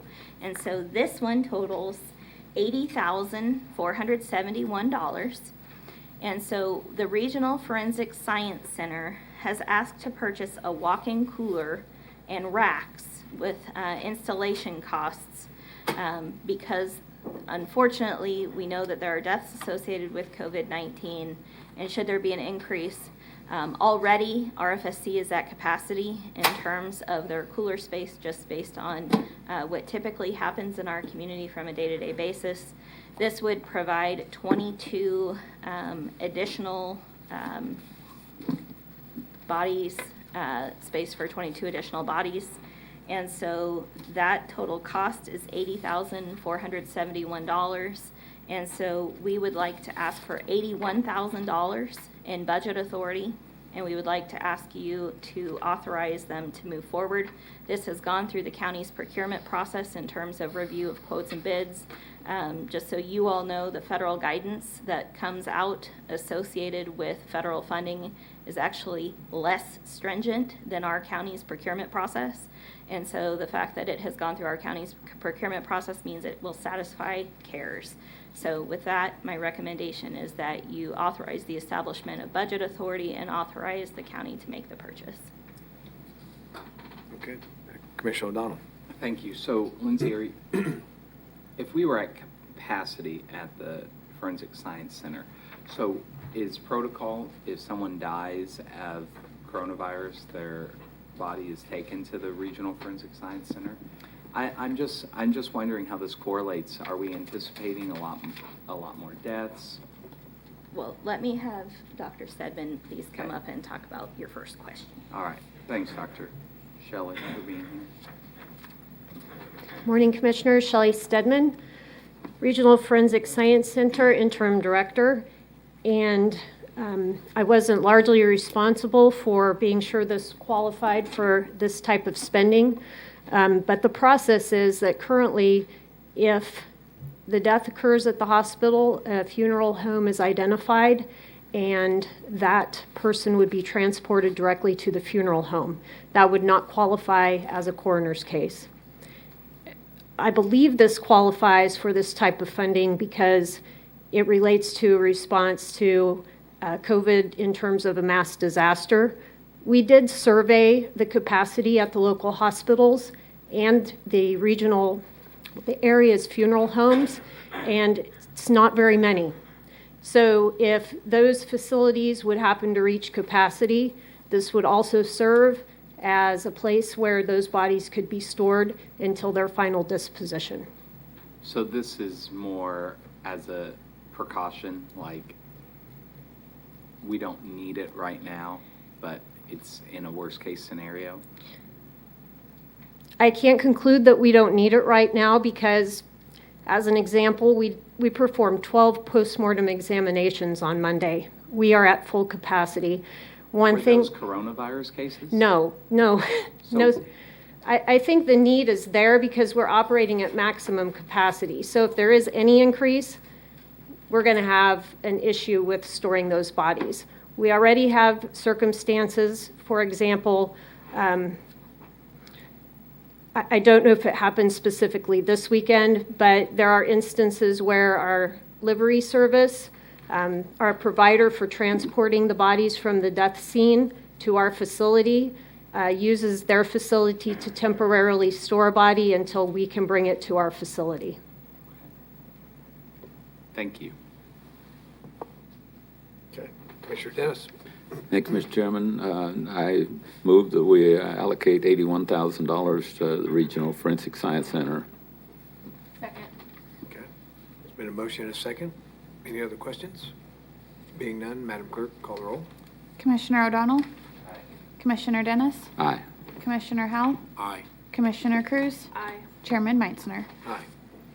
Thank you.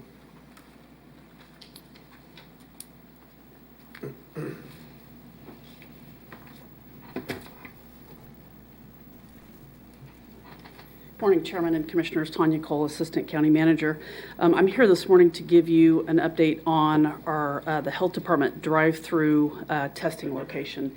As you're aware, they are currently out at West Central and working under a tent, which is not going to be sustainable through the summer months, just due obviously to the heat and those personnel being in PPE. So in early May, the Health Department began working with our on-call real estate broker, Steve Martins, with NAI Martins, and Steve presented 12 facilities, and out of those, 6 were toured, with 2 of those being possibilities. And the Health Department really focused in on 620 North Edgemore to be the most suitable, and I'll get into the 620 North Edgemore here in a minute. Also, we reached out to the city of Wichita to find out if the Bob Brown Arena was a possibility. We did hear back from the city manager stating that that was not going to work due to events that they will be having later in the fall. There is one possibility that we have with our own facility. That's EMS Post 8 at 53rd and I-135. If we were to use that location, we would have to split up the operations. And so what we could possibly do there is use their apparatus bay for the drive-through testing, but what we couldn't do is provide office space for the Health Department personnel that they're wanting to place. I think they have about 24 employees that they're trying to place, and so that location would not give them enough space to do so. So I think in that case, if we were to use EMS Post 8, we would have to find another location to lease for those 24 employees. The other impediment possibly to EMS Post 8 is just the location being quite outside of city limits for Wichita. So let me focus in here on 620 North Edgemore. This is just a picture of the outside. It's commonly referred to as the Armory. So that might make you a little bit more familiar with that location. This is a site map here just showing where it's located on Central and Edgemore. And then here is the inside of this location. So let me focus in on the top 2 pictures there. That is where the Health Department will be using for their drive-through testing. You can see that there's some wood structures there. We are asking the landlord and the real estate broker to remove those structures so that we can have more cars in there for testing. And then the bottom 2 pictures is a little more open warehouse. I think that's where the Health Department is looking at possibly using for vaccines for flu when that comes up later in the fall. And what you don't see, unfortunately, is pictures of office space. I think they have about six or 7 offices at this location that they plan to put those 24 employees. What we have here is just a site picture of what the Health Department put together of how they envision using this location. And so you'll see the red arrows that are going through there. That's where they are envisioning that they would do the the drive-through testing. And so you can see that they have availability to use 6 cars at one time. And again, they go through that front entry door and then exit there at the back entry. That takes them back onto Edgemore there. And then in the center there, that's the open space that I just showed you, that warehouse space. And then kind of around there in the perimeter are the office spaces. So let me just get into the basic terms of the lease. It's a little under 22,000 square feet. 17,500 is open space or warehouse, and then a little over 4,000 is office and conference space. There's a little over 2 acres on that lot. The base rate is $7.75 a square foot. It is a triple net lease, so we're paying $1.50 square foot for operating, maintenance, taxes, and insurance. And then for the improvements that we're asking to be done at this location, we'll be spending $2.95 a square foot for those capital improvements, and that will just be for the 6 months that we'll be in this location. So calculating that all together for the 6 months, that's just a little under $134,000. Additional cost to the county for this location is utilities, so we'll be paying water, gas, heat, power, of course, phone, sewer, and sprinkler. We will be putting some networking and security in there, costing us about $15,000. And then we will be looking into additional cooling just for that location, especially through the drive-through area. There is air conditioning in the offices, but there is not in the warehouse space.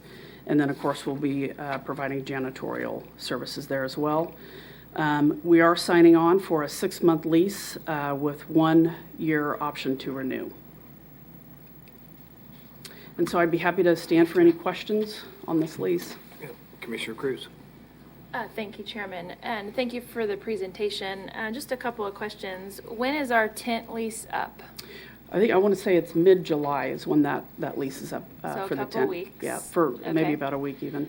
Okay, and all of this is based on the nasal I can't even say it, the nasal collection. That's correct. So that's why we're wanting to keep people in their cars. So where are we at with saliva testing? Because that doesn't require people to, I mean, that could be self-collected and we wouldn't have to spend this kind of money to outfit this operation. Tim Cochran, Deputy County Manager. Commissioner, we continue to do research. We've got Dr. Minns reviewing some data as well, and we're trying to find alternatives. One of the things that we do realize now is that the demand for testing is going to take a number of different approaches, including hopefully some kind of a self-collected sample at some point in time. We're not in a position right now to be able to process those self-collected samples. Tanya, thank you. Thank you, Tim. So what kind of money are we putting into this building? The $15,000 for technology and security? That's networking correct. and security? Okay. Correct. And then, of course, they'll have furniture in there for the employees. I don't think that's at a cost. I need to check with the health department. I don't know if they're bringing over furniture or, what that situation is on the furniture. But what we're investing in the building that we won't be able to take with us is the $15,000, which is the networking and security. Okay, so this will go, because the CARES funding doesn't allow us to have any leases or anything after December 30th, correct? So we were able to get this, because I know at first the negotiation was this, they wanted us to do beyond this, but. That's correct. You are correct. We did negotiate, and at first they wanted to have an 18-month lease, and we simply explained that due to funding, we're not able to give that type of a lease, and they were able to come back and honor a 6-month lease for us.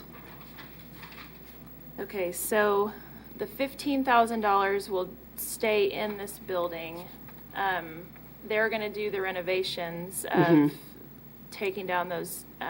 So what about if you have cars in a space? How are we going to handle all of the fumes?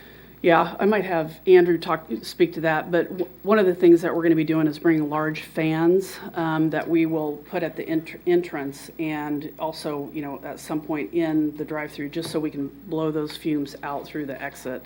But Andrew, if you want to talk about the exhaust in there as well.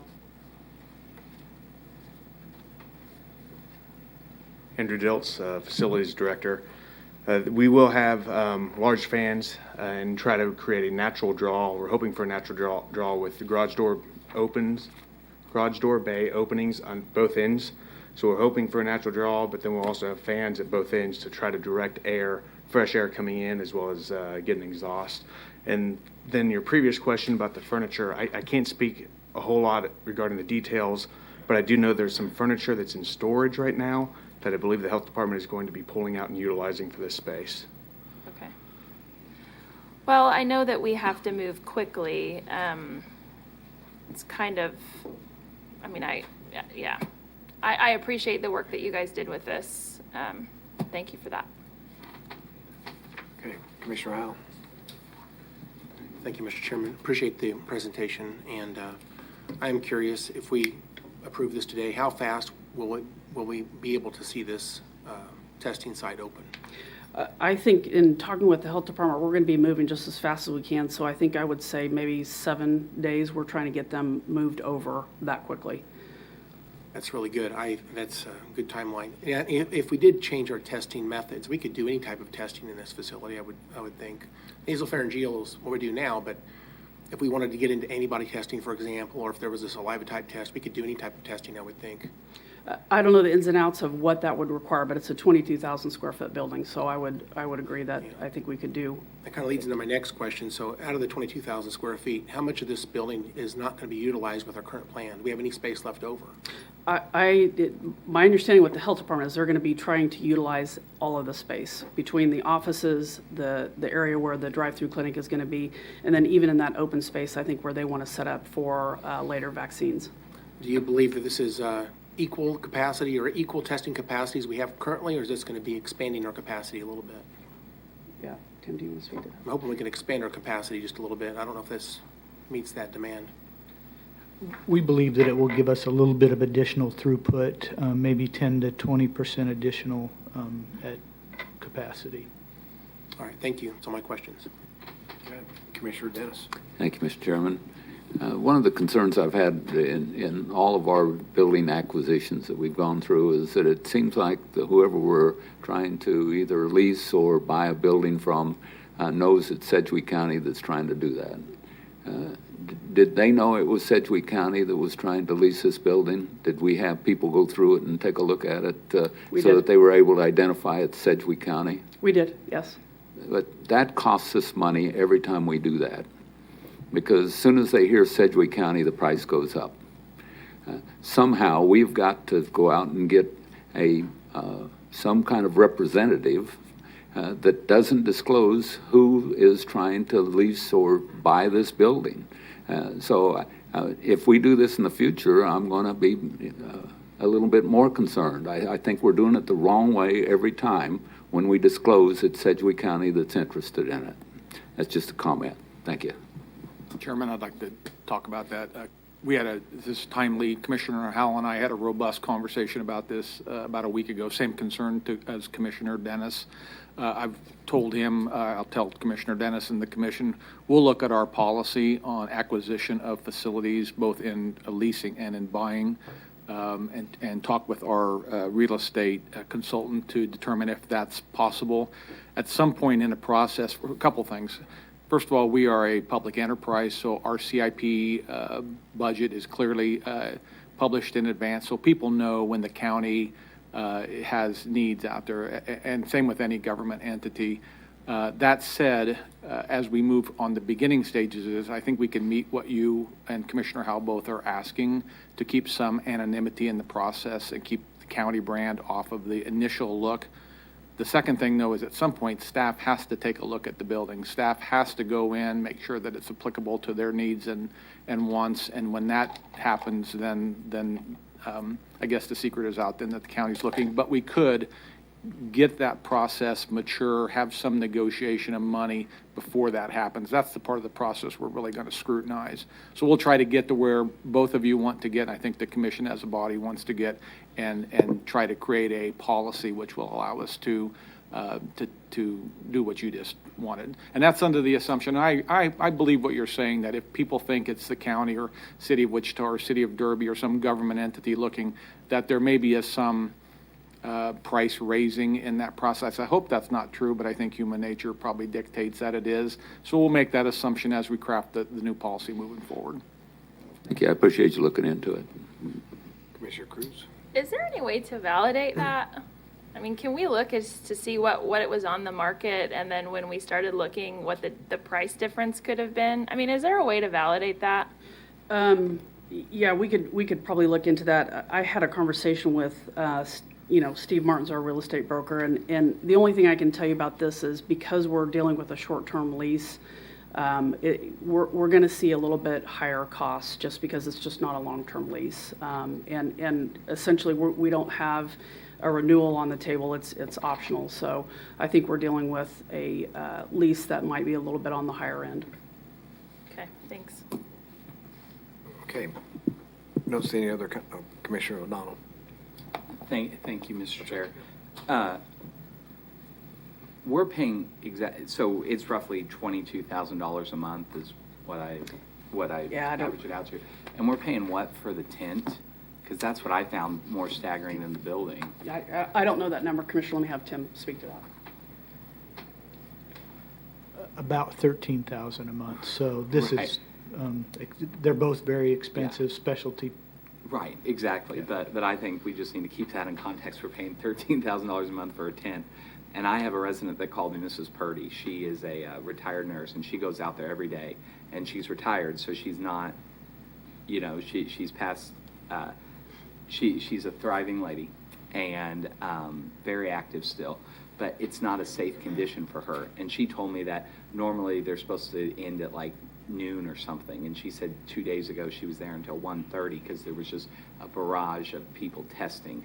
And so when we're asking people like her to volunteer and putting them in those extremely hot conditions, that's not safe either. And so yes, I get it, this is a lot of money, but when we're looking at $13,000 a month for a tent versus $22,000 where we can protect our employees, I think that's a good investment with this CARES money. And I also think, like Tanya mentioned, having a 6-month lease is very unusual for a lot of these people. And didn't the landlord have to remove somebody? And Tanya might be able to answer that. Didn't they have a tenant? They did. And they moved that tenant out, so there was a cost to them for that. Correct. So anyway, I just think we need to take that into consideration too. I'm sure if we had done a 1-year lease, they probably would have brought that monthly cost down considerably. Right. So, yes. Thank you. Mm-hmm. Okay, I don't see any other comments. I'll make a motion to approve the funding for this facility and this lease. Second. It's been a motion and a second. Any other comments? Being none, Madam Clerk, call the roll. Commissioner O'Donnell? Aye. Commissioner Dennis? Aye. Commissioner Howell? Aye. Commissioner Cruz? Aye. Chairman Meitzner? Aye. Motion passes. All right. Thank you. Madam Clerk, next item. Item G, consideration of policy for repair of township roads pursuant to K.S.A. 68-124.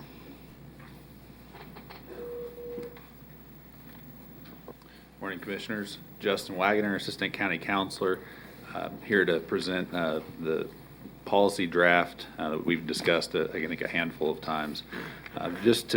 For some background, I just wanted to point out, I think as you know, the maintenance of township roads is the legal responsibility of those townships. Their townships are independent political and taxing subdivisions with elected officials who raise taxes, and the primary purpose for those taxes is to place roads in condition for travel and also maintain them in condition for travel. While the county recognizes the vast majority of township roads are in good condition or suitable for travel, K.S.A. 68-124 does provide a mechanism under which the counties can repair township roads when townships have failed to maintain them in good condition for travel. And any cost for placing those roads in good condition for travel can then be billed against the township. And so the intent behind drafting the policy that's in front of you today would be to indicate a process for the county and county staff to handle these matters because it's something we really haven't done before, and so it'd flesh out a process that could both provide some notice to parties who would be impacted, and then also follow, a uniform approach, if you would. During a county commission staff meeting on June 2nd, I presented an initial draft of the policy. During that meeting, the chairman suggested a number of changes to that. What's in front of you today is a document, and again, it's in draft form. The recommended action today isn't to adopt anything, but it incorporates those changes that have been requested and suggested by the chairman.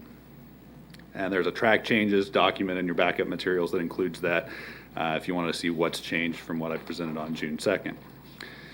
Very briefly, I'll try to summarize the policy. If a township road, if there's complaints about the condition of the township road, the county commissioner for that district can request Public Works, Sedgwick County Public Works, to go out and look at the road and see if it's in condition for travel. The draft policy defines condition for travel as a term of art, which would be if a single two-wheel drive automobile can travel down the road without the car being stuck and or damaged. It also notes that condition for travel does not account for temporary conditions such as severe flooding, snowfall, those types of things. It means the normal condition of the road, I think was how I would characterize that. Public Works would complete their assessment of the road, make a determination on if the road is in condition for travel or if it would need work to be placed in condition for travel. If the road would be in condition for travel, the matter would be resolved. If it needs repairs, and the township would be made known as to what repairs would be requested or suggested by Public Works, they'd be sent a letter that would give them 30 days to either make those repairs or get in touch with Public Works with a bona fide plan to make the repairs. If they would fail to make those repairs, then the county could go through the process and potentially utilize K.S.A. 68-124 to repair the road. Before the county, within this process, before the county would actually make any repairs, policy contemplates the county commission would set a public hearing on the matter. This would include posting a notice of public hearing on the county's website, social media, and an expectation that the township would send a postcard to all property owners of record in the township. Also, all the township officials from that township would get a notice of hearing as well. All this would be geared towards ensuring transparency and an opportunity for the interested parties to be heard. None of that's actually required in the statute, though. Then from there, the Board of County Commissioners would, of course, hold the public hearing and decide what to do. This could include any number of things, including but not limited to making the repairs and charging the township for those repairs. The policy includes a number of potential measures the county could do to collect on the debt if the township would fail to pay it. And then lastly, it's worth noting that the policy clarifies just because the county would go in and make a repair, the continuing maintenance due would rest with the township and not with the county. The recommended action on this item is to send this revised draft policy to all township elected officials and request their feedback. To that end, the backup materials include a sample letter, and it's just a sample letter of what something might look like if the county would do that. It's crafted as being from Acting County Engineer and Director of Public Works, Jim Weber. Give them roughly a month to provide feedback. Certainly that's the will of the commission as to how much time we would give and how we would communicate with the townships. There are numerous alternatives, and any of these actions can be taken by a simple majority vote. You could amend the policy draft before sending it to the township officials. You could adopt a policy or a modified version of the policy today. You could defer the item, or you could take no action. Jim Weber is here if you have any questions from the Public Works perspective on this item, and I'd also be happy to stand for any questions.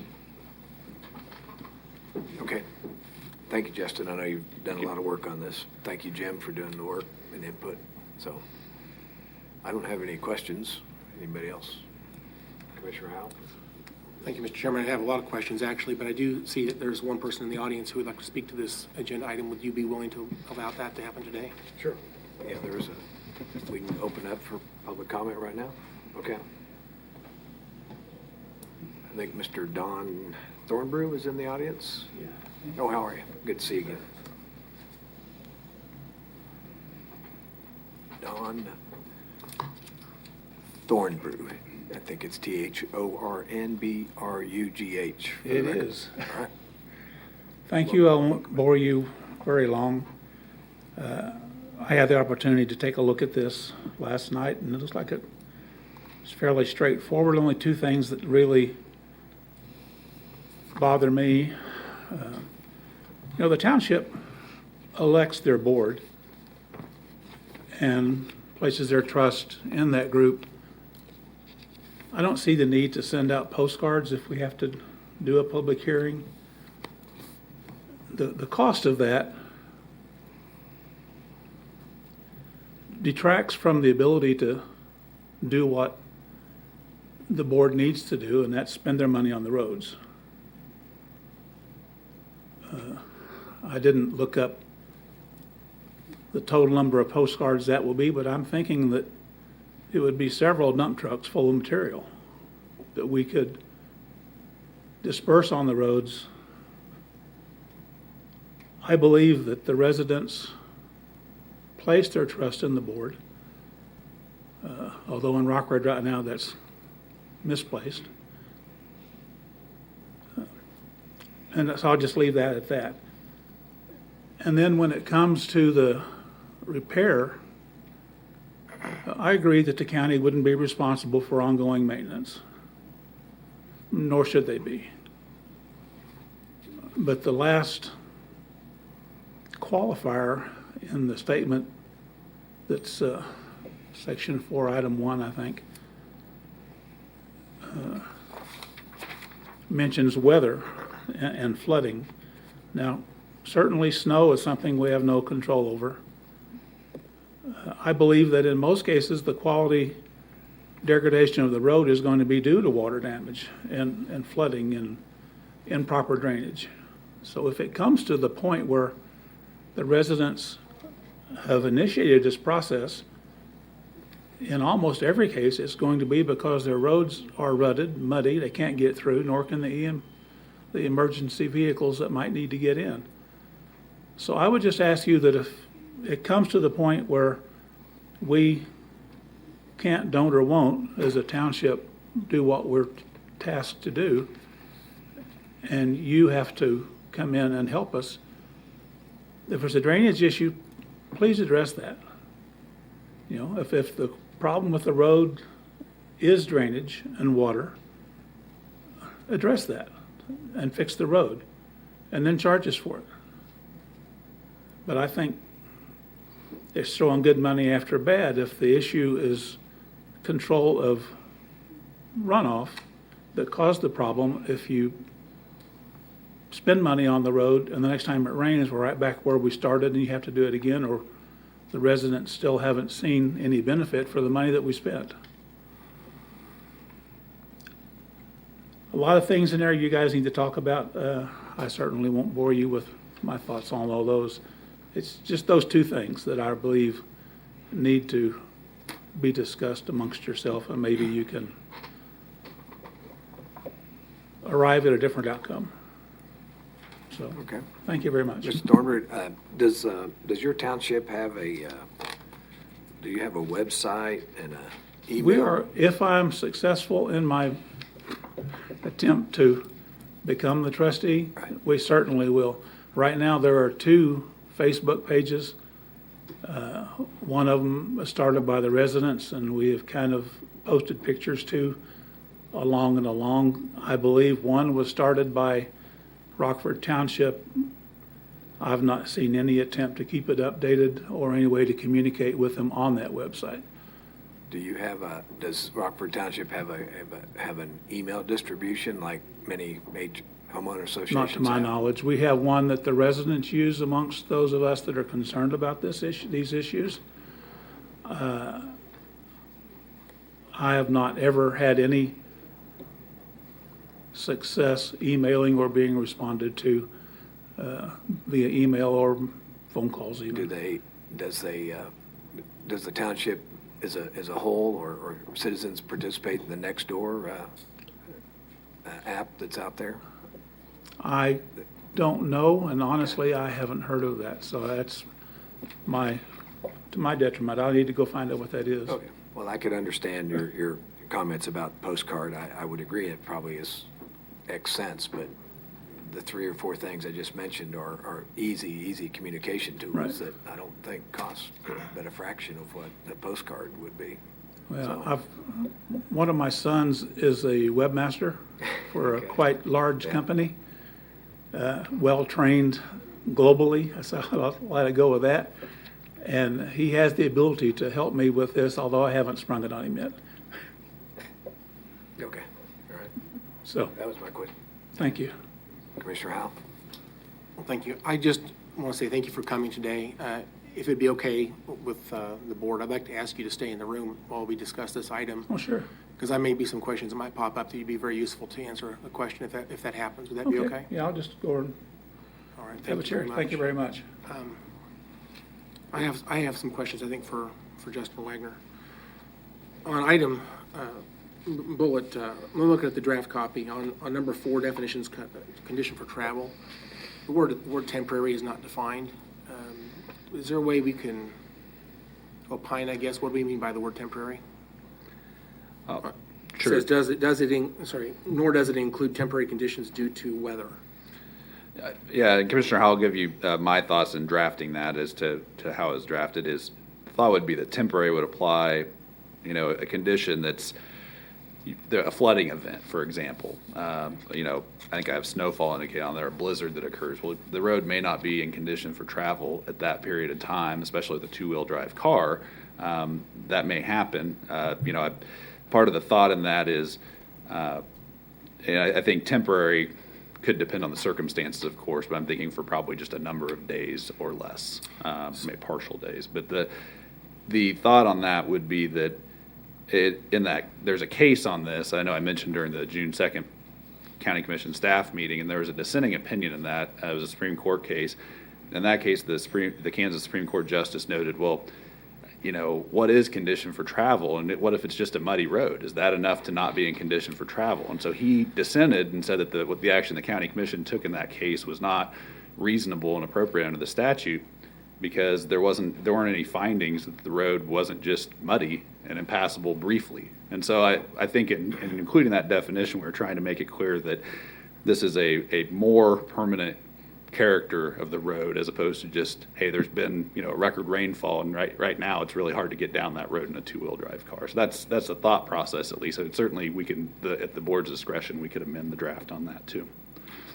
We might need to do that. Let me explain, I guess, the reason why I'm asking. Let's say that there's an area that when it rains, it gets where everybody knows you can't get down that road because it's just not passable.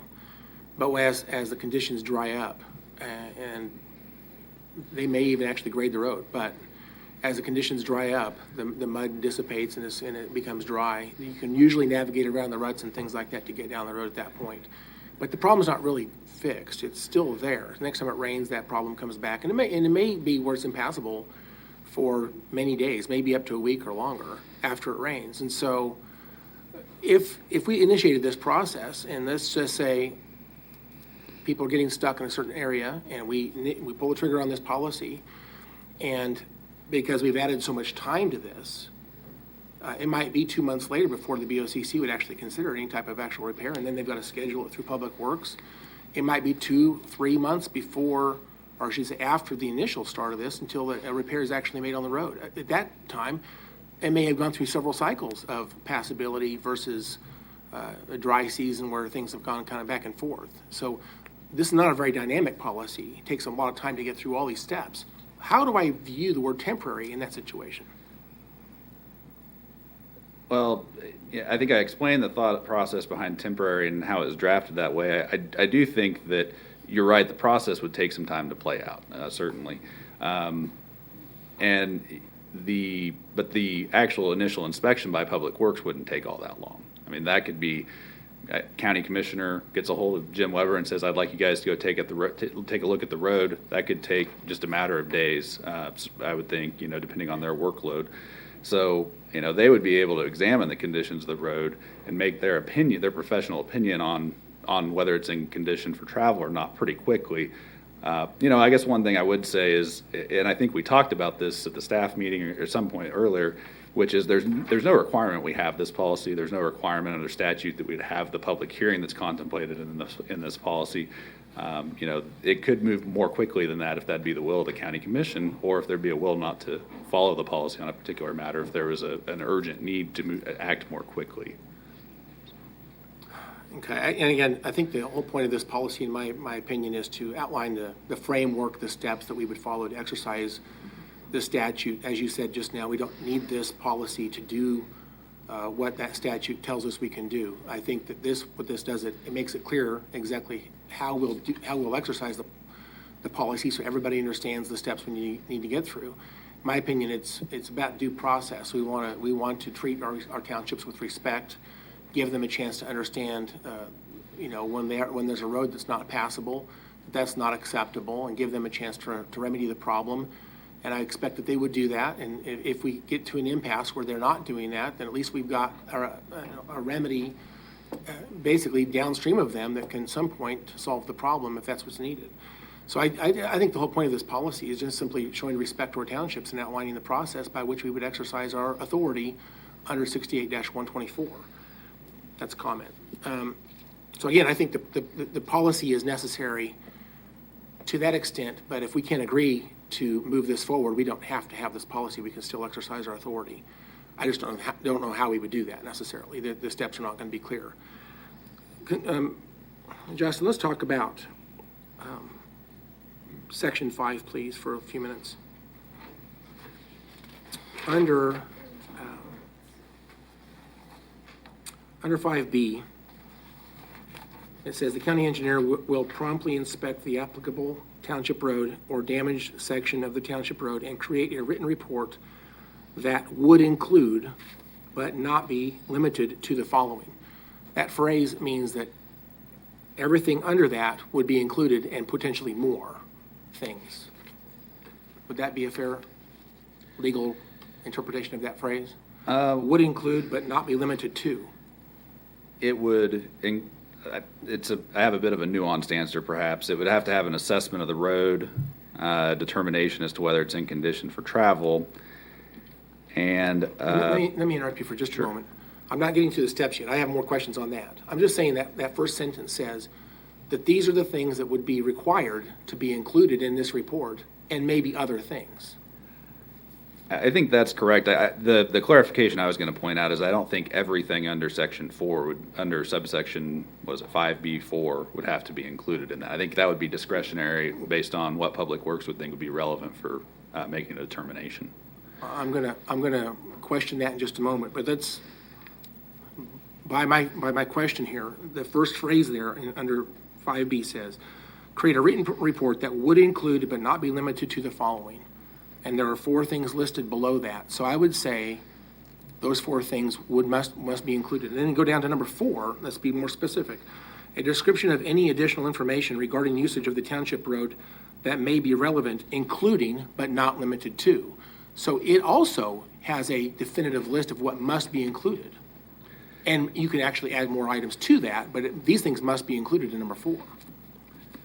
I would say that that's qualified by saying that may be relevant, and I think there would be some discretion for Public Works to determine what would be relevant to making their determination there. But we could certainly reword that if that'd be the will. So, and I'm not a lawyer, but I would tell you that those words, including but not limited to, is problematic. Because if I was going to be very technical, a legal analyst on this thing, I would say that everything in items 1 through 4, including the sub-items A through D, under 4, must be included, but we're not limited just to just those things, but other things could be included as well.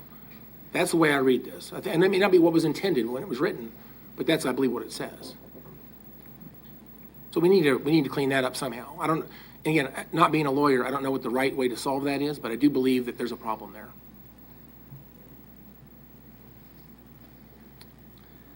And I have more comments and questions. I'm just going to give you a chance to respond. Pardon me? One thing I would offer on that is instead of saying it would include, you could say it may include, or you could lay out the things you absolutely want to require in that report, and then have may on certain things that you don't want to include, or have to have required, I should say, but that you're just deferring to Public Works on. I think we could clean that up. Okay. Let me just talk a little bit about... Commissioner, can I yes, please. Point of clarification. When you said 4A through D, you're looking at a different draft because the one that's I'm provided. sorry, I meant A through F, excuse me, I okay. apologize. Just to make sure. All right. That's Misread. all. All right. Continue. All right, No, I'm sorry. About ready for the next question? Sure, certainly.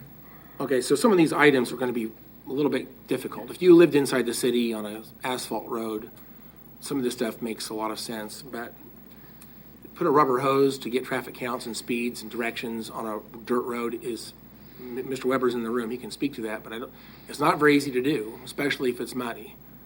And so we're talking about essentially doing a traffic study on a road section.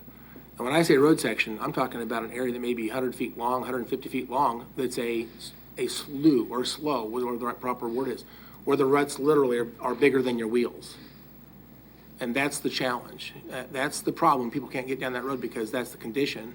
And it's usually very short. It's where the water crosses the road and there's not good base, and the road just gets torn up by traffic or tractors or whatever happens to be going down that road. And so, these are not generally very long sections of road. Sometimes they can be. I think the longest section I've seen before that I thought was very, very impassable may have been about a half mile. Most of these things are road sections, I'd say 100 feet, 200 feet long. And to do a traffic study on a situation like that would be very difficult. Yeah, Mr. Weber's in the room. If you want to comment, please feel free. But okay. So again, I think to mandate these types of things would be certainly something we probably need to not mandate. Whatever is reasonable to document and that are relevant to that situation is all I think we ought to be looking at.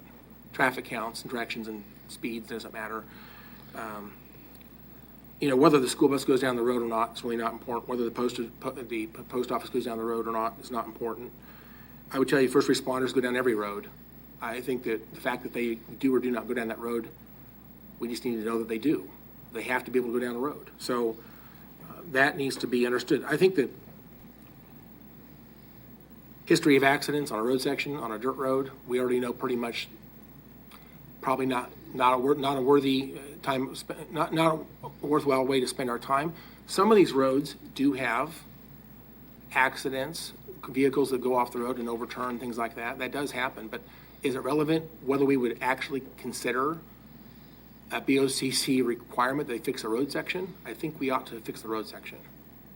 So I would suggest this list is lengthy, and in my opinion, it appears to me to be intended to make this a long, arduous process. And I don't like the fact that we simply are missing the point here. The 68-124 addresses the fact that cars can't get down the road, and we expect our townships to keep it passable. And if they don't do it, let's get it fixed. Let's not make this process so lengthy and so complicated that we can't ever get to the end point. That's a lot of comments. I would argue that the list needs to be significantly updated and minimized. I think it's way too long. I don't want to make sausage on the bench today, but I can tell you that I'm likely to want to make a motion to defer this so we can continue to work on some draft language here. I don't think this is ready for our townships to take a look at. I think it's got some other problems. Let's continue. Item 6 here, someone made a change from 30 days, from 15 days to 30 days. I would disagree because it says that require that within 30 days, the township either make improvements to the township road to make it within proper condition for travel, or alternatively, contact the county engineer with the township's plan to make the required improvements to the township road. We're asking them to communicate. They have a plan. They're aware of it. They're going to solve the problem. We're not asking them to necessarily solve the problem in that 15 days or 30 days, but I think to give them 30 days to respond in any way, again, is extremely patient when you have people who can't get an ambulance or can't get a fire truck. I think it's 15 days is reasonable. And by the way, just like every governing body, we may call a special session Thursday to talk about masks. If the township needs to call a special meeting to discuss a road section, they have the authority. Just because they typically have a monthly meeting doesn't mean they can't get together and discuss business whenever it's necessary. So I think 15 days is a better number there. When something is urgent, they can't get public safety responders to come to their home. I think to wait 30 days before we get to the next step is completely too long. So I would like to make a motion, if I need to make a motion to change that back to 15 days, but maybe we can make some draft changes and bring this back to the bench at a future date. Commissioner, if I could interrupt, Yes, Mike yes, sir. Capoon, County Councilor, I think we are starting to make sausage from the bench here. I think Justin's done a really good job here, but, and I'm not saying any of your comments aren't valid comments, but maybe we do need to defer this. We've tried to get input from all the commissioners, and all 5 of the commissioners have added certain language that they thought would be good for the resolution. And when we send this out, the idea of this today was just to send some kind of a draft out to township officers, and we're going to get probably another 70 some opinions of what should be and what language should be taken out, how many days. That one change you're talking about of what the letter of the engineer, that's an easy change. But we need to get all of that, all the input from all the commissioners, you, the township officers, and then come back with something. Well, Mr. Papoon, I have to live under Kansas Open Meetings Act. I can't talk to my 4 colleagues about this policy unless we're in a public open meeting. And I want them to hear my comments. I want them all to understand the perspective. And if I try to talk to one of them and then trust staff to make other comments to other commissioners, I have no idea what's being said in those positions, those rooms. I think they need to hear it from me so that they understand why the changes are needed. And so I do need to go through this. And I'm not suggesting, I'm not trying to cut you off, and I'm not suggesting you violate the Kansas Open Meetings Act, but we could incorporate any changes you want and then distribute it to county commissioners, and that wouldn't be a violation of the act. I would like to do that. I'd like to make some changes to this and maybe redistribute it and bring it back to the bench again for another bite at the apple. But I do need them to hear some of my concerns and why I'm concerned about this. And so as I make changes behind the scenes and they get presented another version of this draft policy, I want them to understand why that change was made. And I hope that they would give it some significant consideration. Chairman, I heard you make a comment. If we're going to go through every doc, can you make it the briefest of comments so it's on record that we've heard what you had to say? Because there's a lot of comments. I'll try to get through this quickly Well, then. gentlemen, I have a question. With all due respect, I feel like as policymakers, we're going to have to come to a compromise. There's 5 of us. We all have different opinions. We all, I think, want the best for, we all have townships. At the end of the day, we're going to have to compromise. So you're not going to get everything that you want. And I'm not going to get everything that I want. But we keep bringing this up, and bottom line is this township has a road that has a problem. So, one of your constituents reached out to me and said, why don't you turn your empathy into action? And so let's talk about the actual real problem with this road, if that's what we're going to spend our time on. And I get it that you want this to be exactly how you want it to read, but quite frankly, Commissioner Howe, that's not going to be the case because we're going to have to compromise to write a policy that works for all of us. So if we're going to do that, we should probably table this for now and send out our drafts to each other, because I don't feel like we're getting anywhere. May I comment? Sure. So, thank you, Mr. Chairman. So again, I compromise all the time. I'm not demanding that I get my way, but this policy as it's currently drafted has a lot of problems. I need to advocate for a position that I think is better, and if I don't get what I want, that's fine. But I do think my colleagues need to hear my concerns and my questions. And I think that, again, we are elected to represent our constituents. We're elected to take as long as it takes to debate policy and come up with good actions of Sedgwick County Commission. And I understand that you guys are tired of this. I understand that some people don't think this is important. It's very important to the people who out there are being impacted by this problem. And by the way, it's not just a road. It's not just a single problem. There are problems all over the place, and these problems come and go. So that's why policy is needed to outline, if you will, how we would exercise this when it's needed. It's not necessarily about a single road. It's never been the point here. Every township has challenges. This could happen anywhere in Sedgwick County. It's not just Rockford Township. It's not just one road. So this framework ought to exist within our toolbox for any township in Sedgwick County that has a problem that comes to this point. So I appreciate the comments, Commissioner Cruz, but this is not about me getting my way. I'd like to continue. I don't think using Facebook and Nextdoor and even a website is necessarily a way to communicate. If we want to talk about legal communication, correct me if I'm wrong, but typically we post an ad in the publication of record, and that's considered notification to people in the county that are interested in legal notifications. That's where we should publish the information. For us to do postcards, we don't send postcards on any item that we deal with. We deal with literally hundreds and hundreds, maybe thousands of items in a year. We don't notify our constituents of every item. I love transparency. I'm all for it. But we're talking about spending, hopefully $2,000 on a road repair. It's going to cost us $5,000 to notify them with a postcard. That doesn't make sense to me. I love transparency, but that sounds like a waste of money when we're talking about the levels of spending we're talking about here.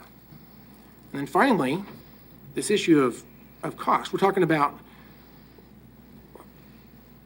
we're talking about forcing a mill levy increase, that they would have to adopt a mill levy increase and identify that to pay the county back. How they get the revenue to pay the county back is not our problem.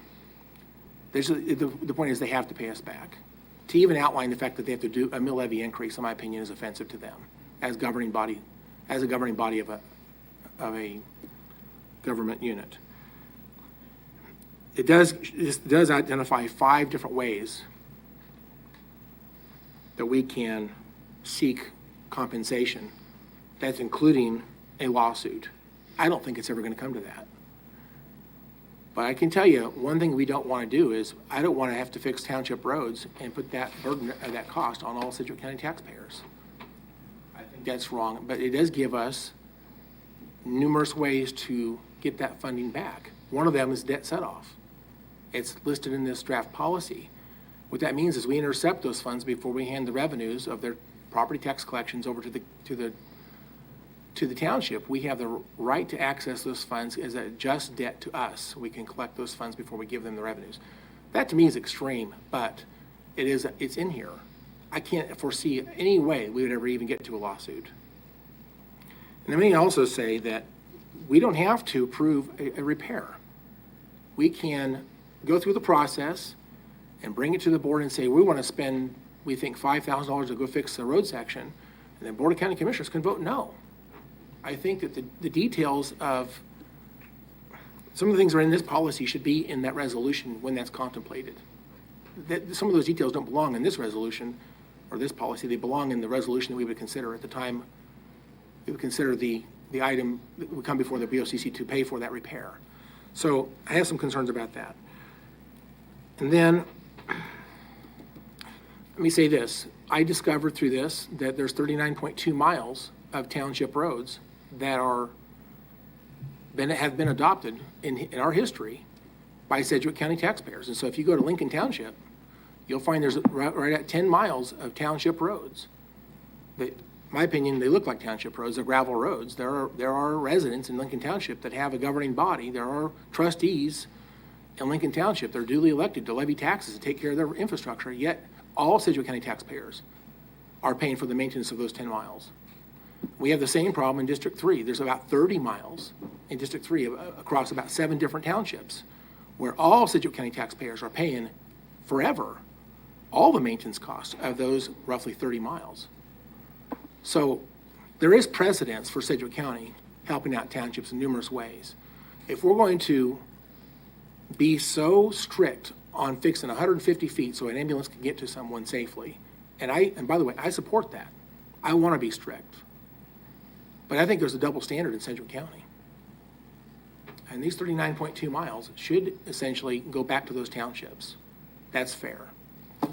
I would like to make a motion. I'd like to make a motion. We defer this for further amendments and revisions and bring it back at a future date. I'll second that.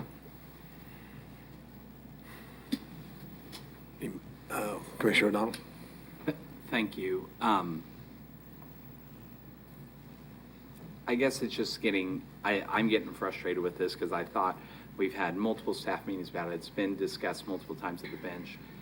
how much more time do we need? Because I don't necessarily, I know Commissioner Dennis had a motion he was ready to offer today that I was ready to second.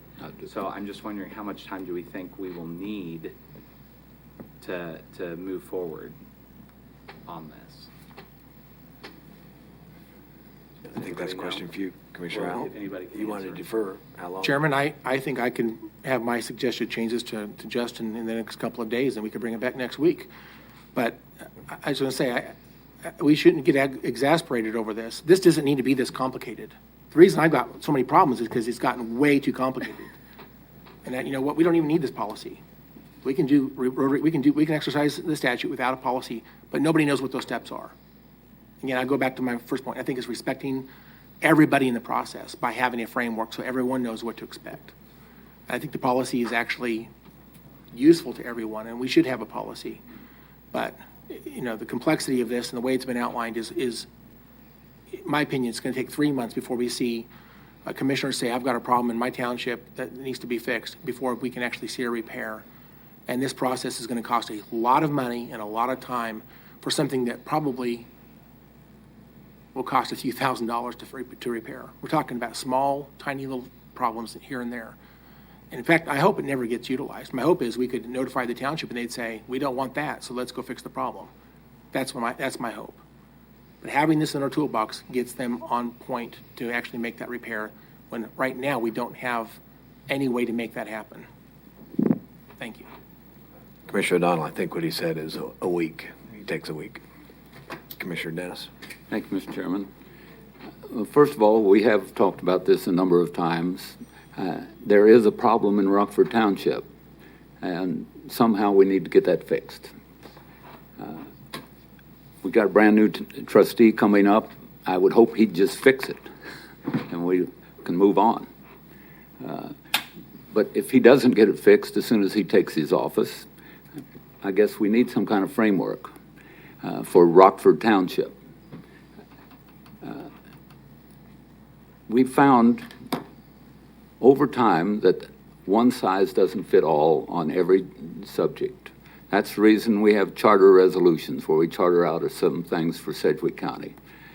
That's why that we've asked to be an urban area, because one size doesn't fit all for 105 counties. We want to have certain things that apply just to Sedgwick County. If between Commissioner O'Donnell and I, we have 2/3 of the townships in Sedgwick County, and none of our townships have a problem. So we need to fix the problem, and the problem is in Rockford Township.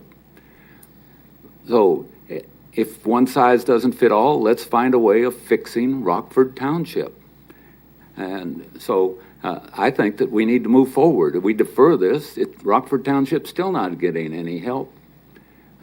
So I'd like to make a substitute motion that we adopt this policy, this resolution today, with the scope changed to apply to Rockford Township, and that gives us a pilot program that we can look at if something in the future ever happens. Why, we've already gone through the procedures, we see how to do it, and we can make it applicable to another township. But for right now, I believe that the township, first of all, is responsible. They are elected. They have taxing authority. As our speaker said, that they place trust in their board to get it done, so I hope that it gets done. But if something doesn't happen, we got to quit talking about it and fix this problem. So I think that this is where we need to go. So that is my motion, that we just adopt this today. We apply the scope only to Rockford Township as a pilot. If we need to do something in the future, we can. Second. Okay, there's been a substitute motion and a second. Any other comments? Commissioner Howell. Thank you, Mr. Chairman. This is not about Rockford Township. This is about us defining the steps we would use to exercise 68-124. Rockford Township happens to be an interesting discussion, but it's not about Rockford Township. I expect when we see potentially some different people in charge of this township, these problems may get fixed. Very well, may happen. It doesn't change the need for the framework of this policy. I think for us to do what has been suggested by the substitute motion is disrespectful. It's disrespectful to Rockford Township, and they don't deserve that. It's also disrespectful to, my opinion, to me, because I've asked for a week to make changes. So I would encourage you guys to vote no. Thank you. Commissioner Cruz? Thank you, Chairman. I think that we're going to set a couple of different precedents here by, for the past year and a half, I have been sitting on this board. As much as I want this to as much as I want this policy to be completed and let's move on, I think that we should respect commissioners who want to defer. We have done that for the entire time I've been here. I think that that's good policy because we need to respect each of our positions.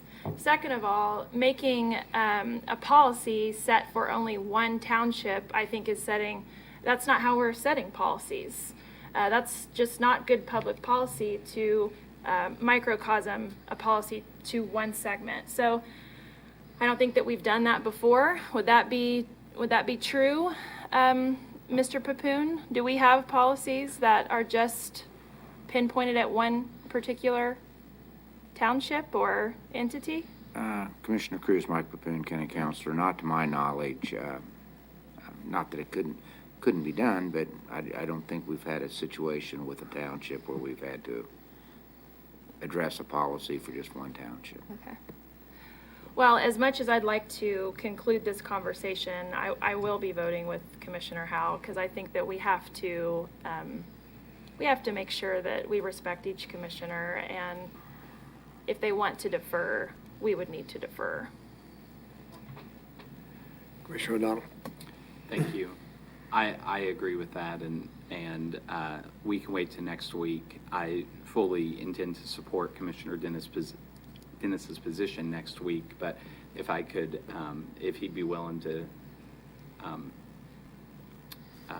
revoke his motion, or I can do my second, and we can just debate this next week then, if that's good with the maker of the substitute motion. Commissioner Dennis? Thank you, Mr. Chairman. I agree. We do defer to commissioners if they want to defer, and I am fine with that. I disagree that we don't do things, with all due respect to Mr. Papoon, he's the one that helped us get things like urban area being pushed through, so it is something that applies to Sedgwick County, so we do look at things that are unique. But I can defer this till next week. I probably will not change my mind that it needs to be applicable to only one township at the present time as a pilot. And I would expect that I'd bring that back up again next week. But as far as deferring it, I'm fine with that. Thank you. Okay. So is your motion withdrawn? Your substitute motion is withdrawn? Move to withdraw so we can vote on the original motion. I'm good with that. Okay. Mr. Chairman, if I could make a comment to the original motion of Mr. Howell, Commissioner Howell. We probably need an extra way. Do we really think we can, just a little bit of a history here. We brought a motion, or brought a proposed policy to the board in a staff meeting, which I think for the most part Commissioner Howell liked. There were obviously comments by the commissioners at that time that there were changes they wanted to be made. So, primarily by the chairman. And so what we brought back on this was the chairman's revisions to that policy for review by the board. Now it looks like we're going to have some kind of backup either next week or the week after, which would be what I propose, with all of your changes to again vote on and determine whether we want to send that out to the townships. And I got to believe from the manager's office perspective, we're not going to be able to get those changes to Sabrina in time to have them for backup, so it'd probably have to be an off-agenda item, and I just don't know if that's the way you want to handle this policy. So I'd suggest maybe the 15th. Well, Mr. Chairman, I didn't give a date. I just said at a later time. I'm fine with July 15th if that's agreeable to everybody else. I think it's a fine goal, and I would like to see this on July the 15th meeting if that's possible. I'm sure we can do that. All right, so the original motion is to defer to the now July 15th? Yes, sir. Okay, I'll second that. Okay, no other comment, Madam Clerk, call the roll. Commissioner O'Donnell? Aye. Commissioner Dennis? Aye. Commissioner Howell? Aye. Commissioner Cruz? Aye. Chairman Meitzner? Aye. Thank you, Commissioners. Madam Clerk, next item, please. Item H, report of the Board of Bids and Contracts regular meeting on June 25th, 2020. Good morning, Mr. Chairman and Commissioners. Joe Thomas, Purchasing Director. The Board of Bids and Contracts met on June 25th, and now we have 2 items to present to you. Our first item is change order number 1 for the 2020 recommended insurance renewals for risk management. And this recommendation is to accept the property premium increase in the amount of $145,579. And the final item is the laboratory and safety supplies, various departments. This recommendation is to utilize the State of Kansas contract number 12178AA, and that's with Fisher Scientific Company, LLC, and that's good through the end of the year, December 31st, 2020. I'll be happy to try to answer any questions you may have, and I recommend approval. Okay, I don't see any questions. Unless somebody does, I'll make a motion to approve. Second. Been a motion to approve. And Madam Clerk, please call the roll. Commissioner O'Donnell? Aye. Commissioner Dennis? Aye. Commissioner Howell? Aye. Commissioner Cruz? Chairman Meitzner? Aye. Thank you, Commissioners. Madam Clerk, next item, please. Consent agenda. Tom. Commissioners, Tom Stolz, County Manager, recommend approval of consent items I through Q. Okay, I'll make a motion to approve items I through Q on the consent agenda. Motion is seconded. Any other questions, comments? Being none, Madam Clerk, call the roll, please. Commissioner O'Donnell? Aye. Commissioner Dennis? Aye. Commissioner Howell? Aye. Commissioner Cruz? Aye. Chairman Meitzner? Aye.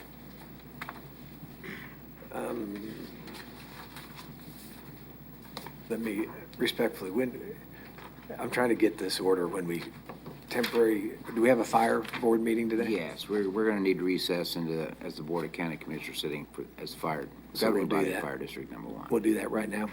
Yes, and we don't have an Before- executive session, so you can recess right now. We do not. Oh, okay, so we can do other, and then we could just adjourn this and go do it? Sure, yeah, if you want to adjourn this meeting, and then you Right, can so Madam Clerk, next adjourn, item, and then please. adjourn the Fire District meeting. Yeah. Okay. Madam Clerk? Other. Other. Does the commissioners or anybody have anything other to speak to? And I don't see any comments or other, so Madam Clerk, next item, executive session, we have none. So with that, we will adjourn the meeting of the, no, we do not have executive session. Yeah. Do we have an executive session? No. Mike? No. No, we don't. I was gonna say I don't have any. Right. We did get an email about it. Yeah. Right, but they pulled it. Okay. Okay. We've delayed the executive session for a week. Right. Okay. Okay. So with that, clearly that with that, we will adjourn today's Sedgwick County Board meeting, and we will call to the order of the Sedgwick County Fire District Number 1. Madam Clerk? Roll call. Commissioner O'Donnell? Present. Commissioner Dennis? Present. Commissioner Howell? Present. Commissioner Cruz? Present. Chairman Meitzner? Present. Madam Clerk, next item. Public agenda. Does anybody from the public like to address the board of the fire district? And I don't see anybody wanting to talk. We had no, so Madam Clerk, next item. New business. Item A, report of the Boards of Bids and Contracts regular meeting on June 25th, 2020. For the record, Joe Thomas. Joe. Good to see you again. Yes. The Board of Bids and Contracts of June 25th, we have one item for the Fire District Number 1 that we recommend. And this is construction of Fire Station Number 31. And a recommendation is to accept the low base bid from Conco Incorporated, and that's in the amount of $2,039,910. I'll be happy to try to answer any questions, and I recommend approval. Okay. Move to approve boards and bids and contracts. Okay. Second. Motion to approve the bids and boards and contracts. And a second. So I don't see any other comments. Madam Clerk, call the roll, please. Commissioner O'Donnell? Aye. Commissioner Dennis? Aye. Commissioner Howell? Aye. Commissioner Cruz? Aye. Chairman Meitzner? Aye. Thank you again, Commissioners. You bet. Madam Clerk, next item. Anything other in the Fire District? Being none, we will stand adjourned. Thank you.